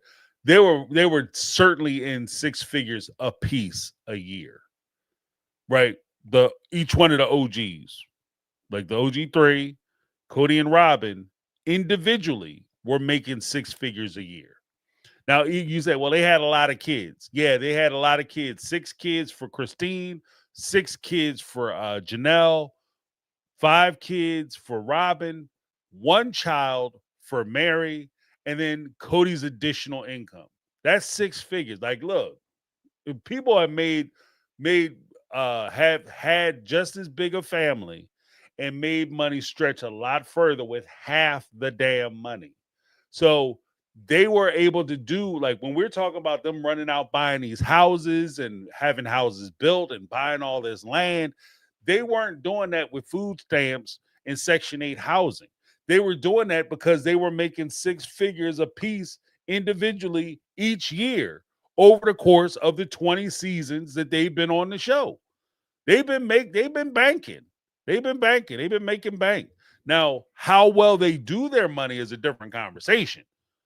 You can make a shit ton of money, and if you're bad with money, that big bank account doesn't mean anything. That big check don't mean anything, because most of it's going to bills or credit cards or loans or dumb shit. The one thing I will say too, as far as I'm not sure if it's Andrea or Andrea. Hopefully I'm getting it. Well, already said Andrea, but hopefully that's correct. Uh, but when you talked about like he wanted those big houses too, I think that Cody was indeed the first mover on a lot of that stuff. Robin gets blamed because Cody, in his cowardice, throws Robin's name into everything. So when he talks about Robin's house, the McMansion is Robin's house, and Robin wants to move out of this house because she doesn't feel comfortable here, and she wants to buy the Cinder Palace, the shit show chateau. That's for 2 point something million. That's because Robin wants a place to house all her kids. That's something that Cody wants too. And if anything, that's something Cody definitely wants. Cody might even want it more than Robin wants. Right? I don't think that Robin is dragging Cody along to make these big purchases. I don't. I think that it's him. I think he's the one. Because Robin wasn't out there fighting Christine for her house. That was Cody who was fighting Christine for ownership of her house. That wasn't Robin who was out there arguing and fussing and feuding with Janelle to try to get her to buy Christine's house when she moved. That was Cody. A lot of this shit is Cody. He just hides behind Robin, the woman that he loves, the love of his life. He just hides behind her. You know, I'm not doing that shit anymore. I'm putting it right where I think it goes. I think it goes on to Cody. I think it's him. I think that she benefits from it for sure. I think she's a part of it. Sure. I think she's in cahoots with him for sure. But I think he's the first mover. I think he's the one that's doing it. But we got another message from Andrea. Hi, James. I'm leaving another voicemail. My name's Andrea. My dad was very much like Cody. Most of my life, I thought he was married 6 times. I found out at his funeral it was, quote, only 5. Found out at his funeral that I thought he married one of the stepmothers twice, but it was only one. So we're down to 5. So I had 4 stepmothers. So I can relate to these kids. Yes, I had one stepmother at a time, but some of the family dynamics were very much the same. My dad was very much like Cody, only he did not have a mean streak. But my dad was clueless like Cody, and could not talk to his children. So your show has been therapy for me. I appreciate it, and all the best. And I hope your channel just keeps growing. Thank you. Thank you so much, Andrea. I appreciate that. Hopefully, your lips, God's ear. But I'm glad we have a great, fantastic community here. So hopefully you find some healing, and again, if you need help, don't hesitate to find somebody to talk to, because I think that that's important too. Like I don't ever want to be in a situation where I'm saying it like YouTube channels can replace good old fashioned therapy. You know what I mean? Because I don't think that that's the case. I think that we can talk with each other, we can help each other to see things perhaps in a different light that we hadn't considered previously. And I think that that's one of the values that we have with such a diverse group here on this channel, and even across the Sister Wife YouTube channel spectrum. There's such a diversity of opinion that we could, we have an opportunity to support each other and talk with each other to let folks know that certain activities, behaviors, or things that relationships aren't normal, and this isn't how it's supposed to work. Even though this is what we're used to or what we're used to seeing, this isn't how it's supposed to go. It's kind of that return to common sense. So, yeah, thank you so much, Andrea. Appreciate you. Next up, we have Anonymous wants to game. Hey, James. I feel like people are being manipulated by Robin right now because everybody's starting to see her, quote unquote, in a different light, and how she acts like she doesn't want to have anything to do with Cody. Why do you think she's acting this way, and why do you think people are falling for it? I think she's, in a weird way, some people say that she's preparing for divorce, like she's about to leave his ass high and dry. I think that it's part of her her safety personal like safety switch where she comes up where she feels a safe space if she can be the victim. And because the wives have left, and it is not really relevant, and this is one of the things I warned about even to the OG3, that you guys, anything you guys want to say about Cody, you need to say it now. Draft your books, put your books out, get your books on the presses, because you're reaching a point in the sister wife lore and the sister wife universe where constantly talking about how Cody this and Cody did that is going to be stale, right? And I think that with Robin and Cody, nobody was really buying the OG3 had tortured or tormented Robin to the point where she's the victim, right? So that was a fail. There is success in her saying that Cody is being mean and nasty to her, right? Not as much as she would like, clearly, because nobody is like running in defending Robin and her right to come in and blow the family up. Nobody's doing that. But people are willing to listen to her talk about how Cody isn't this or Cody isn't that, right? Not hugely successful, but it's a way in. There's also another school of thought that if she does leave, right? And I can kind of see this part too. If she does leave, in order for her to align herself with somebody else so that she can give that new person the love of my life, soulmate, newlywed experience, you can't have, especially in a group where it's so male oriented or male centric. These guys' egos are super fragile, super califragilisticexpialidocious. Okay, their egos are fragile. So they can't have a woman. The fact that she's already had two husbands might bother them. The fact that, as far as we can tell, she had two previous lovers, that might bother them, which is crazy, right?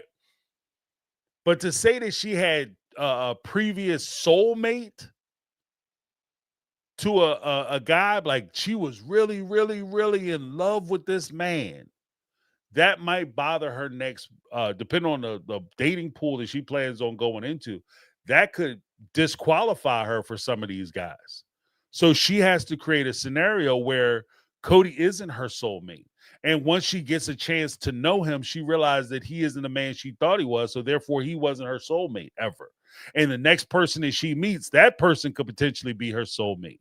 And it also comes to a point where you don't do a lot of the physical stuff on screen, where you have them kissing and hugging and slobbing you down, slapping you in the ass every time you walk by, because that proves and validates your sexual relationship with this man. So you deny him a lot of that opportunity so that when you get with your next guy, you don't have that shit on tape. I'm dating myself by saying tape. You don't have it on video, right? So I think that some of that rejection just isn't because she's shy and can't believe that he's trying to do all this nasty stuff in public. Because if you watch the show, which I'm sure you guys have done, you remember that there was a time where she was asking the family, begging the family, the wives, why aren't we able to kiss and hug and French? Like she wanted to be able to go into the in front of the wives during an event, walk up to Cody and stick her tongue down his throat in front of the wives and the kids. That's what she was saying she wanted to do.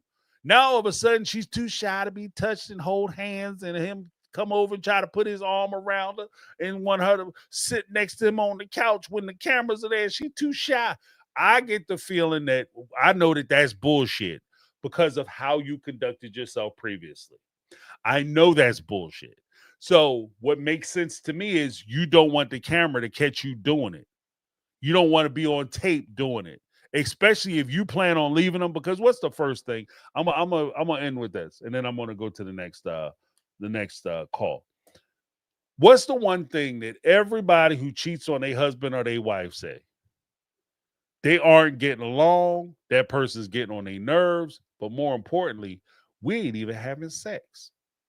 We haven't done that in so long. I'm throwing dust off of it. I'm so hungry. It's so bad. We ain't doing nothing. So if you can't say we have like this supercharged sexual life and lifestyle, then you get a divorce in a year.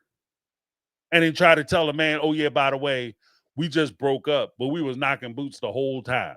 right? You want to what a lot of these folks try to do is they try to create that storyline, whether true or not, that one of the first things that went was the sex life. That when at the death of the relationship, the sex life is what went first. And I think that there is credence for that part of it too. But we shall see. We shall see. We shall see. Next up we have Care Bear. Care Bear. We'll call you Care Bear. Hi, James. It's Karen or Care Bear, whatever. First time speaker, not first time listener. I've been listening since the beginning. And love you and love your channel and love the community. Okay. What is my problem? I am like totally gobsmacked about the amount of money wasted on storage units. Like, what is the deal? How much money could they have saved or can they save? Cody and Robin, they have all these containers on Coyote Pass and still their McMansion is full. Mary has all this old stuff in storage units, stored away that she just doesn't need. Last year, was it last season or the season beforehand, with all the Halloween decorations and whatever else she had in there, she was getting rid of. Now it's more stuff, and I think Janelle also had self-storage units. I think Christine's the only one who didn't, but when she packed up Cody's stuff, it filled up a whole garage. So people, sort out your life. Stop collecting so much. Save some money. Stop with the storage unit stuff. Okay. They're hoarders. Just as simple as that. They're hoarders. I don't understand. They drive me crazy, all of them. Well, here's the thing. I agree with that because when they first went, I calculated out like early on, and this is what I really, really knew for sure that they were making good money. Because when they first got out to Arizona and Robin hadn't purchased the McMansion yet, and they were still kind of looking for a house, and they had moved out of the one mansion that they were living in, like legit mansion. I think it was like 7,000, 8,000 square feet, that first house she was in. They moved out of that house. They kept all the furniture and their belongings in 4 U-Hauls, like 4 full-size U-Hauls. And I calculated it at the time because I went online and I asked, U-Haul in Arizona, how much does it cost per month to rent one of the U-Hauls? And to rent all 4 of them, after I did the calculations, it came out to something ridiculous like $55,000 a month that they were paying. Like crazy, insane money. Like you could have bought a damn truck for all the money they were paying for rent. To rent the trucks and they had them trucks out there for like, I think it was almost like 6-7 months, something like that. Like it was some crazy amount of money. I was like, what the shit? But that just goes to me. That's just more evidence the fact that they're bad with money. It's not that they don't make enough money. So when folks call in and say, are they poor? Are they broke? Are they not doing well financially? Are they rich? The answer is yes. Yes, they're making a lot of money. Yes, they're making a shit ton of money. They're making great money. But they're broke as hell because they're bad with the money that they make. If you make $100,000, if you make $30,000 a month, right? But you spend $35,000 a month. At the end of the year, you're $60,000 in debt. You know what I mean? You made $1 million. You're $60,000 in debt.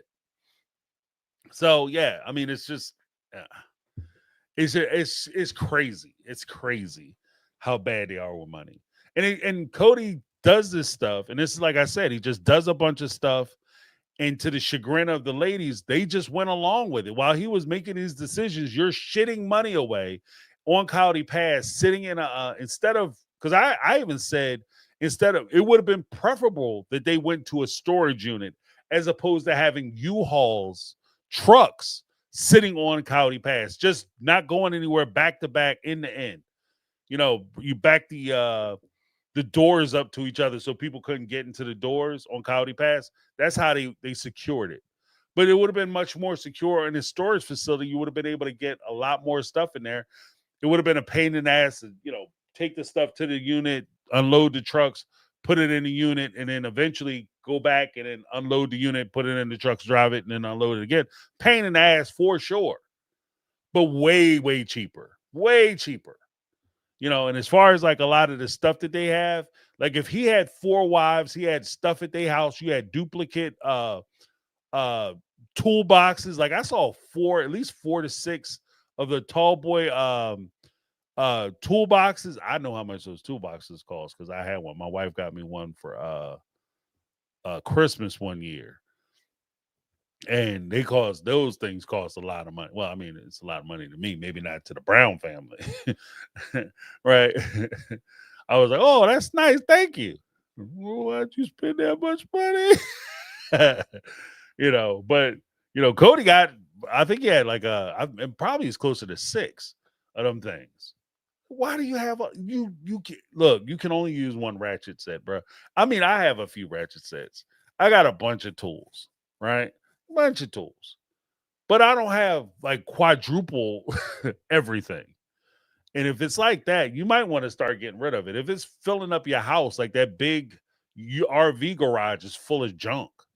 So it's just craziness.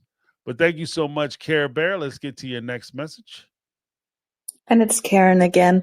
I have another thought or something that's been bugging me since the day where Mary was allowed to come into the McMansion because they were paying off, or she was coming with the check to finally help pay off Coyote Pass.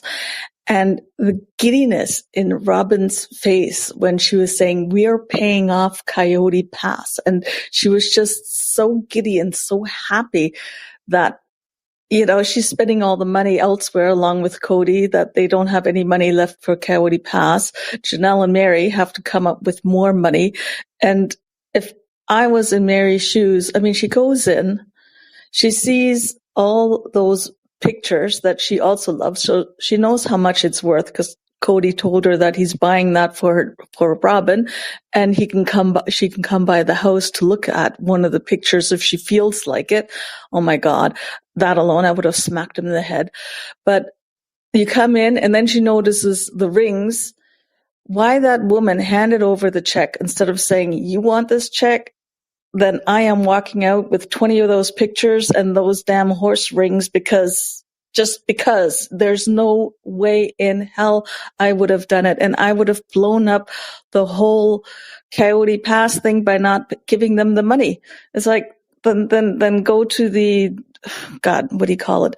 The We're going to go right to the next message. Hold on 1 second. Part 2, the pawn shop. That's the word I was looking for. Then go to the pawn shop to get the rest of the money, but you're not getting it from me unless I get all those goods. And I would not have paid it. I would not have paid one more red cent because I would really love to know how much money both Janelle and Mary had to cough up in order for them to pay the rest and how much they paid initially. And I don't believe, especially for Janelle, that the $350,000, I think they put in more money than they got out at the end, and they're stupid for doing it. And they should have just said, fuck you. You're not getting any of the money, and you can just forget the new McMansion or the new Cinder Palace, whatever. Go earn your own money. Forget it. I would have just crashed and burned the whole ship. Okay. Thank you for letting me vent because that's just been like bugging me since day one. Have a great day. Thanks. Bye. Karen hit him with the Care Bear stare, like love shoot out your chest. Like Karen on something different. Knives and daggers. Care Bear stare. Like when push him down and shove. Look, I get where Karen is coming from because there is an old saying: "Don't put good money after bad." Okay, and that was a bad investment. And they're trying to save the investment, so they're going to put a little bit more money to it. But like Karen said, you're not going to bring me into the house when the money that we've already contributed, not just to the house that you're sitting in at the McMansion, but the money we've kicked into the family fund has financed your ability to put these paintings on the wall and this jewelry on your fingers and Rolexes and everything else. We've paid for that as a family. So what we're not going to do is I'm not going to sit in this cathedral of bullshit and you ask me for another nickel and tell me we have to do it because y'all just don't have it. When I'm looking at it right there, I'm looking at it right there. I'm looking at more of it right there. And hold your hands up. Oh yeah, I see more of it on your fingers. So yeah, and if it's paintings and things that Mary likes, like I said, I'm like, I agree with what Cara Bear said.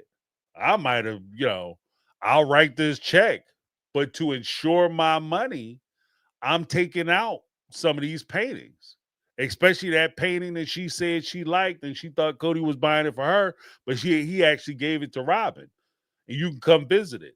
Those paintings are going with me. I pull up with my U-Haul, you know what I mean? And that bad boy isn't going to go sit on Coyote Pass. It's going to be sitting in front of my house where I'm unloading my new paintings. But yeah, I mean, I get where Care Bear is coming from. Thank you so much. Next up, we have, my John is not tracking. Okay, where's that? Oh, here we go.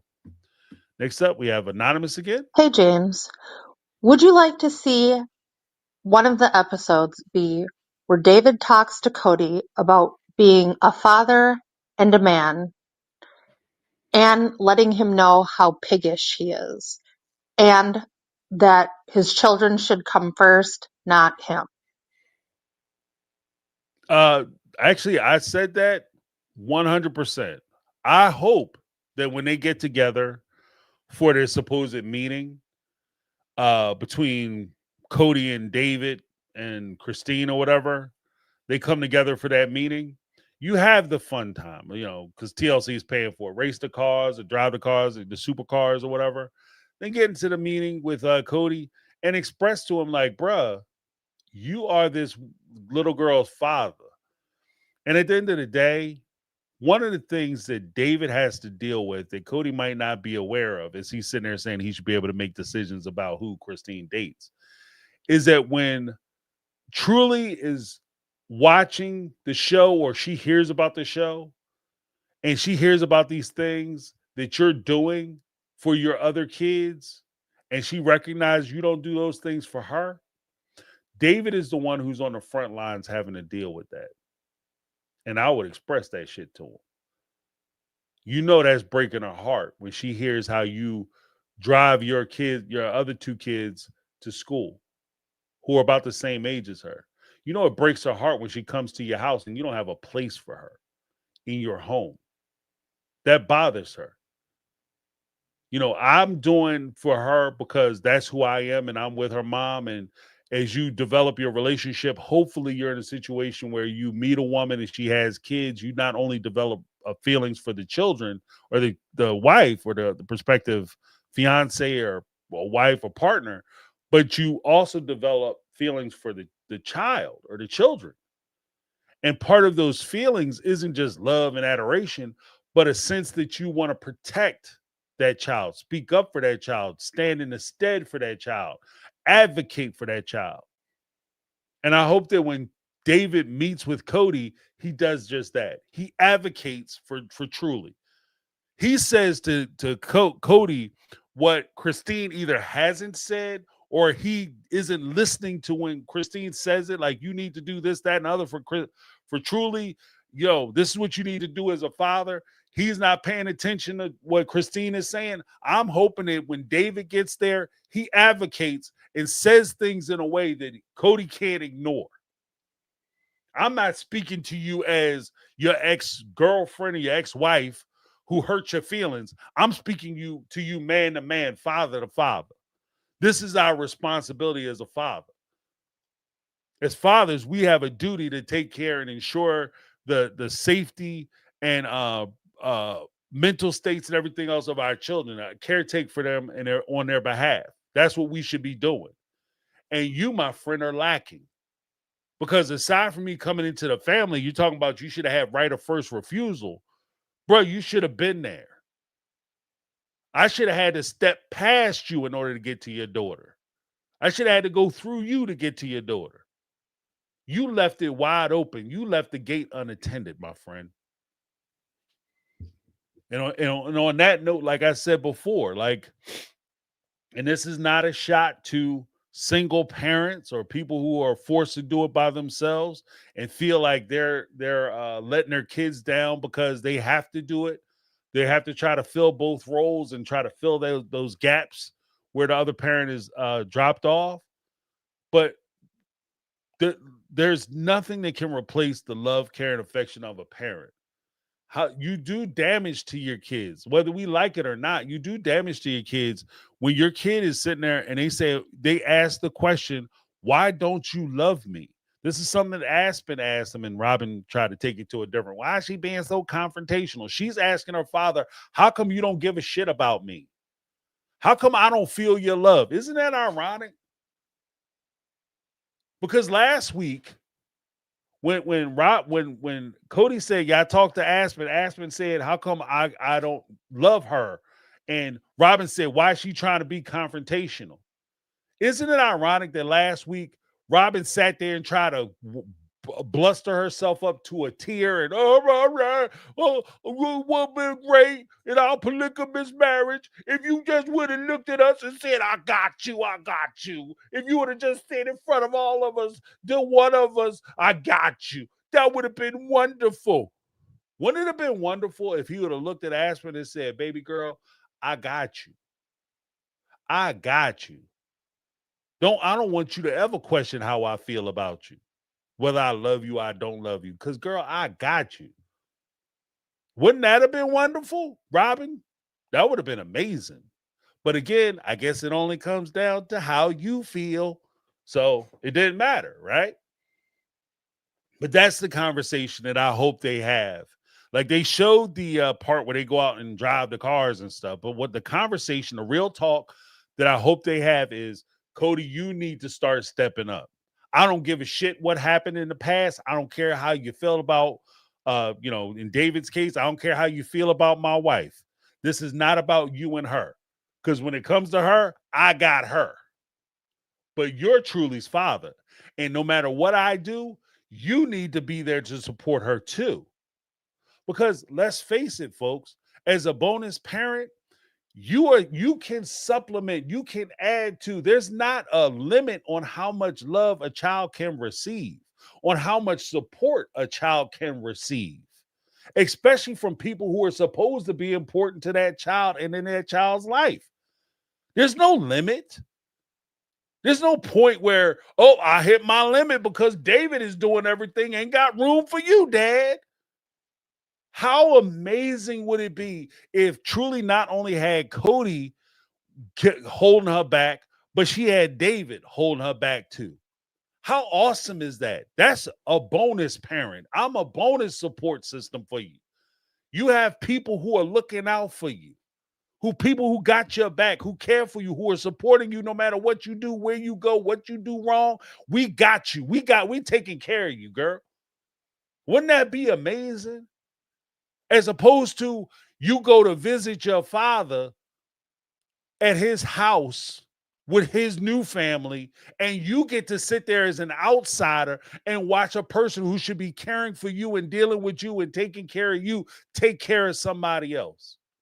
One of the points that I made when we were talking about the house and Truly having the guest room, I mean Truly's room that will double as the guest room. So basically Truly doesn't have a room because she's a guest at Cody's house because that's where she's sleeping, in the guest room, not her room. The thing that jacks me up is there's not a house I would stay, an apartment. I don't care if I lived under the bridge in a freezer box. I would pull an oven box next to my box, and when my kids come over, like, that's your box.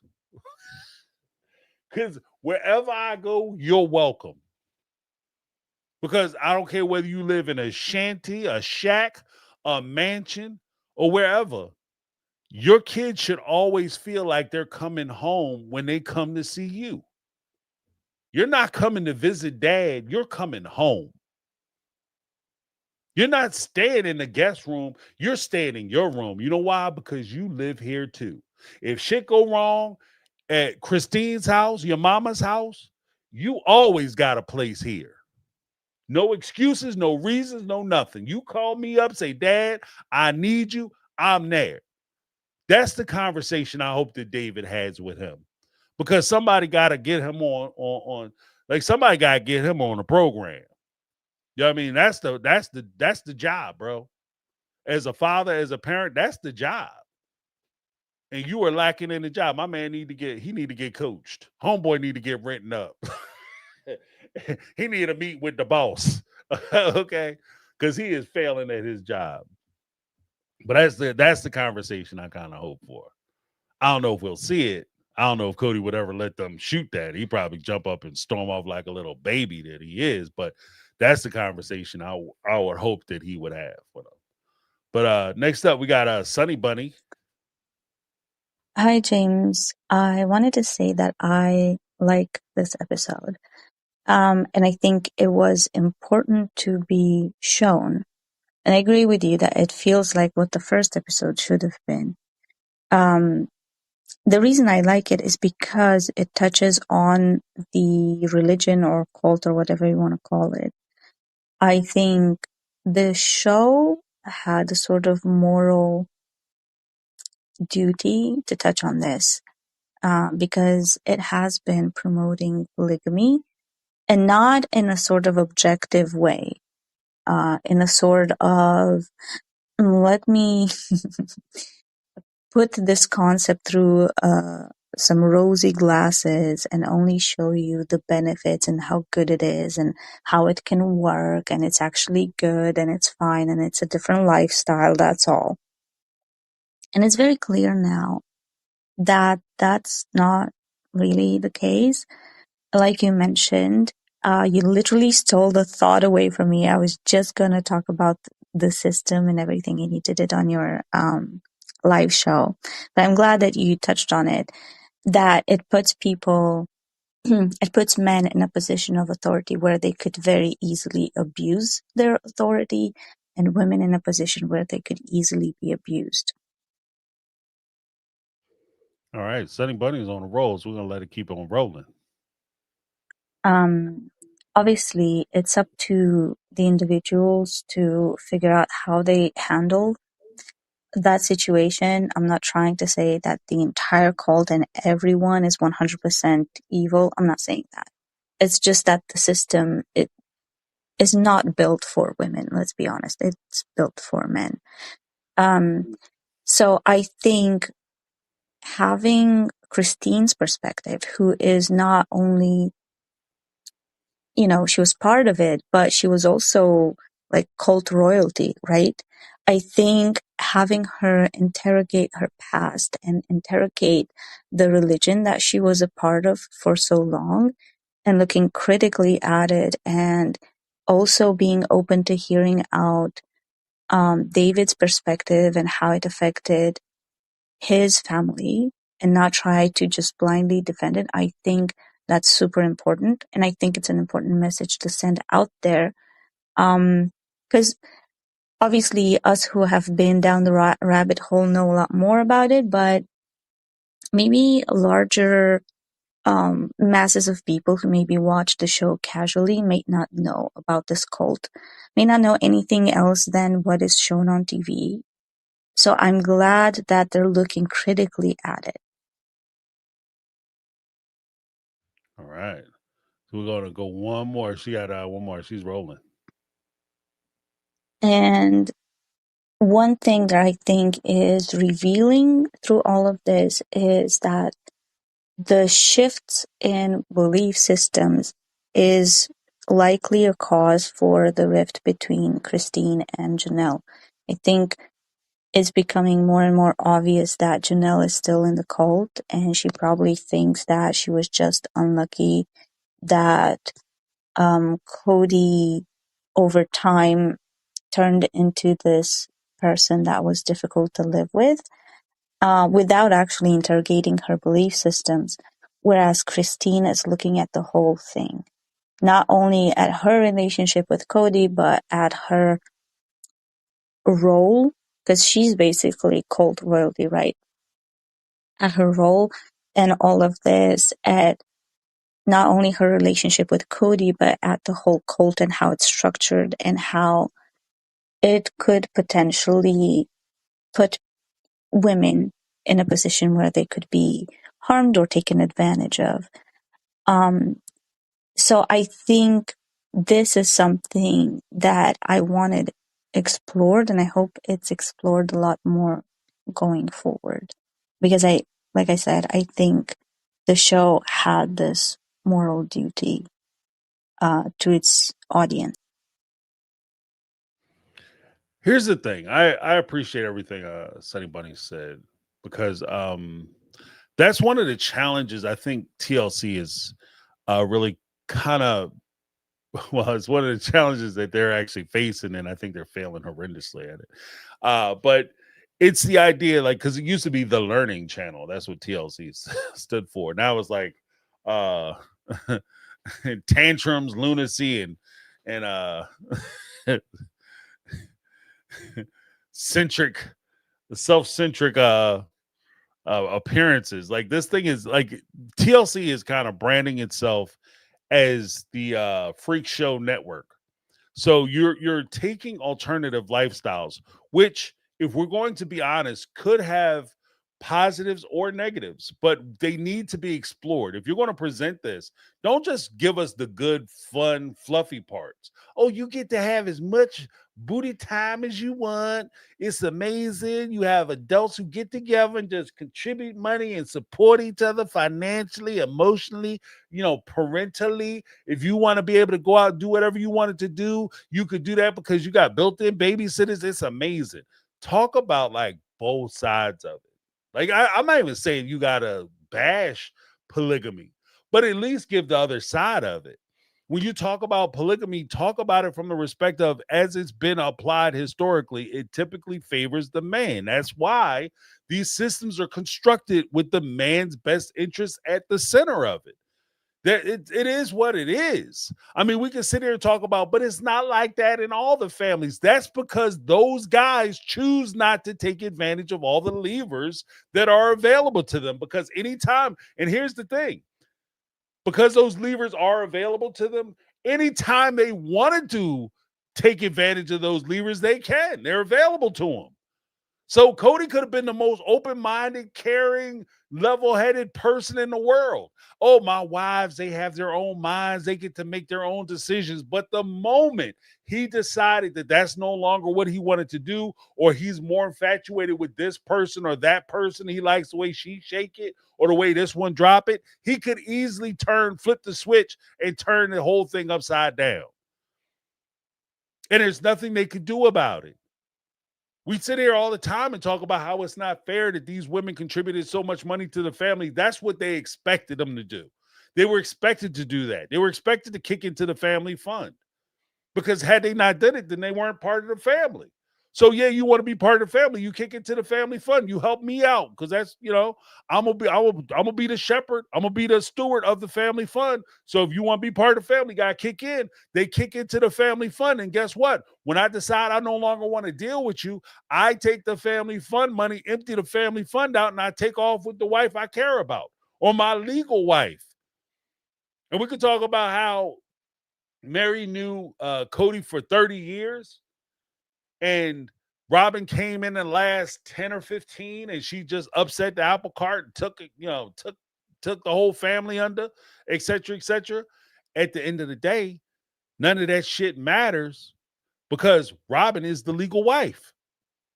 She has every right to do everything that she's doing. She has the legal ability to do what she's doing. It's not fair. It sucks. But that's the way they set it up.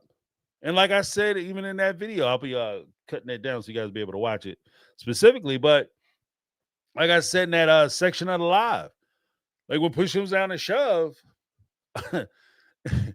we can be as mad as we want to be. But I don't know. It's just going to be bad, because that's the way the system was designed. And if the system wasn't designed that way, the men wouldn't participate in it.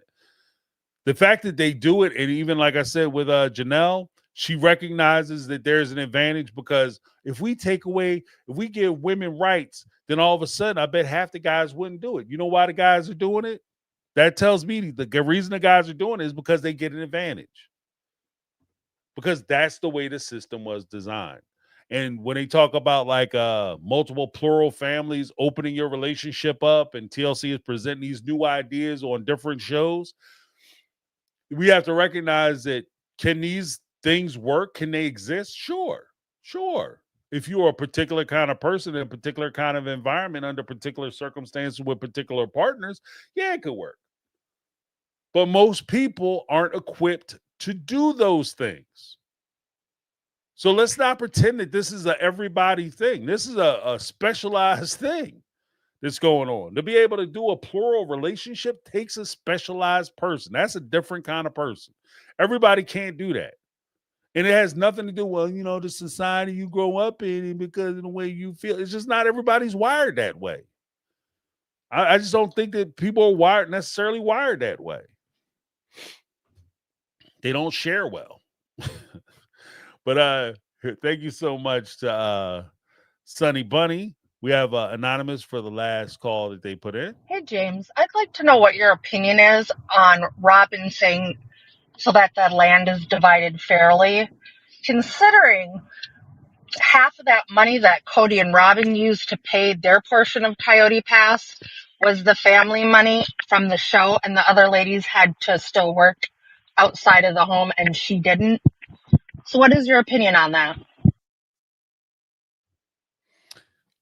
None of it's fair. It all sucks.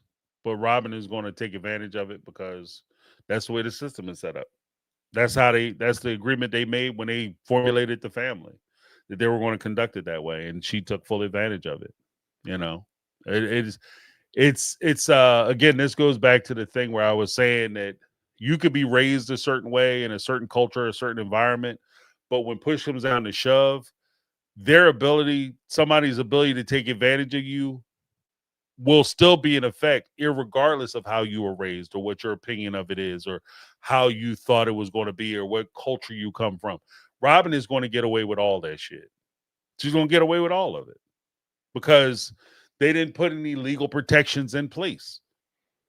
Because the ironic part to me is that as much as they sat around, and this is all this, I won't even say it's ironic as much as it just kind of tickled me from the very first time I heard it. As much as everybody sits around and talk about the marriage license is just a piece of paper, it's a paper shuffle, it's just a piece of paper, it doesn't mean anything.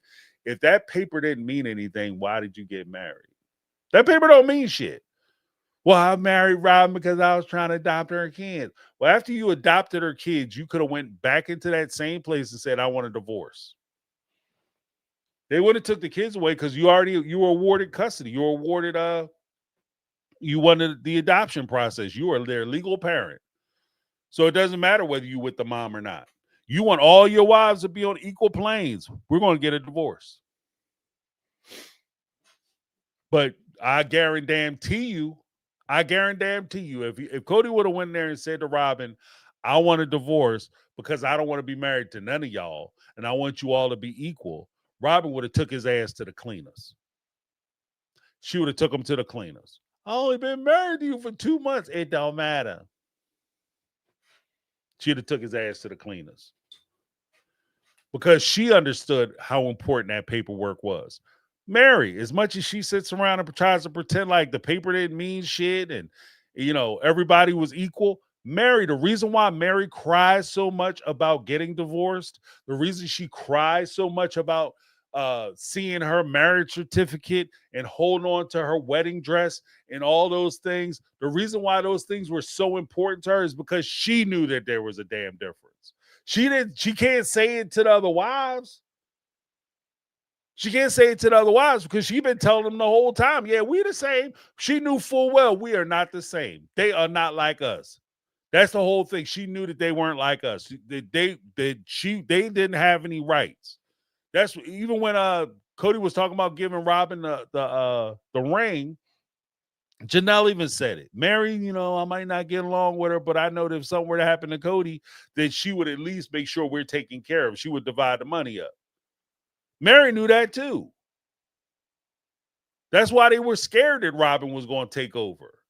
Because again, Robin could walk in there legally, ethically jacked up. Legally, Robin could walk in there, Cody drop dead tomorrow, a tree fall on his ass, pow! Ambulance, come out there. Ambulance, not ambulance, but ambulance. Ambulance. Come out there, scoop him up, scrape him off the ground, and roll him out. Robin could turn around and say, "Oh, family's closed." Take her house, her investment, her money, and just hat up everything that Cody's ever owned and just walk out the door with it.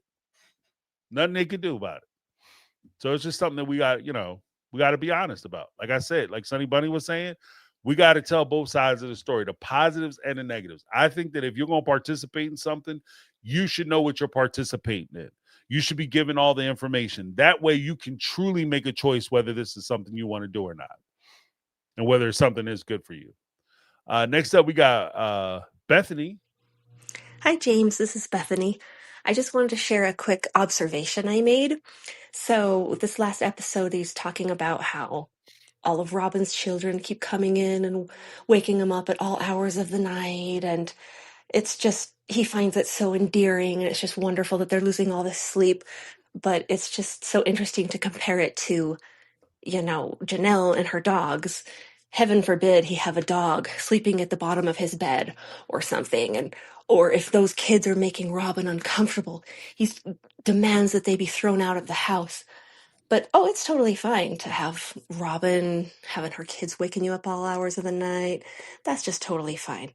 I think it's so crazy, the comparison, because it seems like in his view, if it, aligns with his trophy wife that makes him have this better status, he's willing to put up with so much more. He's willing to put up with Robin's self-pity and just her victim complex and her, prolonged depression, anxiety ridden mode of being that he doesn't really challenge, doesn't really help her through. It's just like, oh, whatever you want, as opposed to the other wives that were willing to have a lot more fun. So anyway, that was my take. Thank you. I don't disagree. I think that, when it comes to hypocrisy or double standards, I think that just exists in this, in the Brown family, because there's time and time again where Cody was talking about like there's certain things that he didn't support, and then when Robin came into the family, all of a sudden they're about that shit. You know what I mean? Like, oh, Robin said that we don't celebrate Easter. Why are we going to celebrate the death of the Christ? That's ridiculous. We're not doing that. Not in the Brown family. Robin come in. We celebrate Easter. Well, we don't, because in the Brown family, we don't celebrate that stuff. And Robin said, okay, well, I'm going to my mom's house. Well, on second thought, Robin, please don't go nowhere and stay with us. We celebrate Easter, y'all. Paint them eggs. All the pagan stuff. We're going to do it all.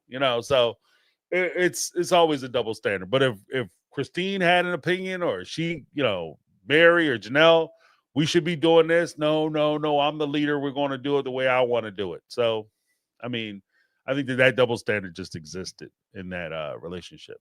We have two more messages, and then we're going to be done. We have a new member, Shaniqua Smith. Hey, welcome aboard. Make sure you come to the Sunday, or I keep saying Sunday, the Saturday roundtable, 12 noon Eastern Standard Time. A lot of fun, members only roundtable. We just everybody gets to talk, bring everybody up. We have a real conversation. Sometimes we talk sister wives, sometimes we talk other stuff. It's really interesting. But thank you so much.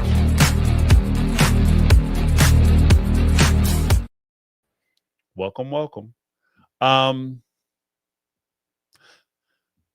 Then, wait, where's that at? Oh, here I was. Got confused for a minute there. I was hold up. Wait a minute.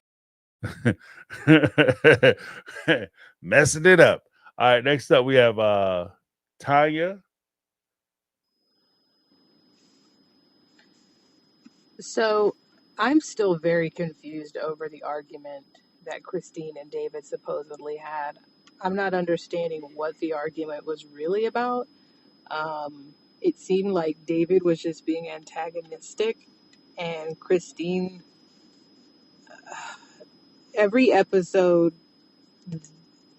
I'm losing respect for them. Like they're starting to really get on my nerves. And we said it in the past, their relationship being on TV will be the end of it. Like if they value their marriage, they need to get off of TV because before we knew David, he could have been anybody. The first couple times he came on, he was supportive, he was sweet, we loved him for her. But now that we're starting to get to know him, at least for me, he's annoying. Like, what the hell? Who cares if Peyton shows his emotions, expresses his emotions through movies? Maybe he's theatrical. Maybe he's a thespian. Like, why is this an argument? Is it that we're searching for content, or is David that annoying? Are him and Christine that annoying? And I don't want to see Christine straddle David. I don't want to see anybody, Cody, Robin, Christine, David. I'm tired of it. I don't want to see it. I don't want to see it. Yeah, I think the TLC across the board is kind of going overboard with the PDAs. You know, like I think that because Sister Wives isn't the only show that did it. There's been a few times like I was watching 90 Day, which I'm no longer watching 90 Day. I'm almost done this last Happily Ever After. We're on the tell all. Once I finish that, it's goodbye 90 Day because I can't do it anymore.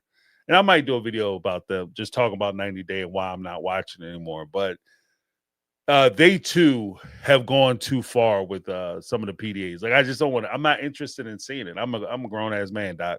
If I want to watch, that kind of content, I'm an adult. I can watch that kind of content, right? If that's what I choose to do, I can do it. I don't need to hide it behind like, I'm watching a reality show, so I'm not a freaking dickhead. Like I'll watch what I want to watch, right? And I have no interest in watching, I don't want to watch. I don't want to watch the Sister Wives, simulate sexual stuff. I don't.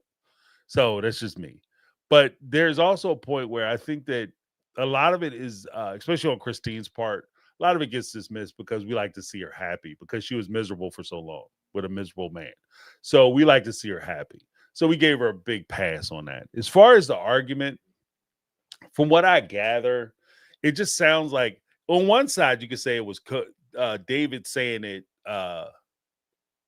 Peyton needs to start being deeper with his conversations and stop relying on like simple analogies. Like I'm like Superman when Superman said blah blah blah, Batman blah blah blah. Like he's saying like come and be real in the conversation, be vulnerable in the conversation. That's the best light that I think you could give, most favorable light you could give David, is that he's trying to get Peyton to have the courage that his father doesn't have, the courage that Cody doesn't have, to be able to feel his emotions and work his way through and articulate those emotions. That's the favorable side. Like the more unflattering side of that is he said something about Peyton doing that, and Christine became angry because you can't criticize her children. And that would be a little unfortunate. And if that were to come out, I think that, like Tanya was saying, would damage maybe somehow people would view Christine, because everybody can get it. Everybody, you do stuff, you say things, or maybe there's a better way you can go about it. There's nobody is above like an honest opinion. As long as David's not coming out trying to be mean or nasty to Peyton, but if he's actually saying something that he thinks would actually help Peyton, you can't hide your emotions. You can't hide how you feel about things. If you're in a relationship with somebody, you have to be able to express yourself to that person, especially if they're doing things wrong to you or things that you don't like. You have to be able to talk about it, not joke it off or dismiss it because you're talking about a movie, right? But talk about your feelings. And I think that there's something to that. But there's also a third possibility, which Tanya also points out, Ms. Kata actually points out, which is they're just simply looking for content. So they're looking for anything for them to argue about. Because even though that could be a deep conversation, the reality of it is that it's still a superficial conversation, because as deep as the conversation could go, it doesn't really root into anything specific. So he makes the observation that Peyton needs to be a little deeper, needs to get real with his feelings. That's not saying that Peyton's a horrible person. Peyton's gonna die alone. This is why Peyton don't have a girlfriend. Like, as long as he's not adding those addendums to what he's saying, then it's really a non-starter conversation. It's not really something that somebody should be offended about. Like, how deep could your feelings go about that? You know what I mean? So I think Tanya might be onto something. Here's the next message. 1 second. Here we go. And I'm coming for Robin and Cody too. Uh-oh. Y'all are gonna get some too. I think Cody carrying on with the whole sexualizing Robin in every single episode. You wish I was the one keeping you up. I think he's competing with David and Christine and their whole season of love. And B, I think Cody has to convince himself that him and Robin have this exceptional, one-of-a-kind love because he gave up everything for it. He burned his family to the ground and destroyed his relationships with his children for this love that him and Robin supposedly have. And if it turns out that it's not real and it's not this amazing, one-of-a-kind, phenomenal, earth-shattering love story, then what was it all for? Then I think there's going to be some buyer's remorse. Like, what was it all for? If he wakes up and looks at her one morning and is like, damn, like, I destroyed my whole family for this, that'd be too much to bear. So he has to convince himself every single day, every single minute, that this love was so phenomenal that it destroyed everything around it. Yeah. I mean, it's, when you blow your life up, it's a rough piece to be like, oh, I made a mistake. I have nothing. I do think that there's a point where some of it is self-convincing. Like, you made a choice, and now you have to stick to that choice. And you not only have to justify that choice to yourself, but you have to justify it to people who watch the show. So he's basically saying that I love this woman so much that I blew my family up, and it was worth it because she's amazing. And you guys have to understand that how much I care for her is why I blew my family up the way I did. So I agree with that. But then we had thank you so much for calling in, Tanya Kata, Miss Kata. Then we had a message, and I'll address this real quick, and then we can sign it out. But Black Swan, Gothica said, I know it's a popular opinion that Robin is setting up her exit from Cody. I'm curious about how she is setting that up with her narrative. Your opinion and the chat's opinions.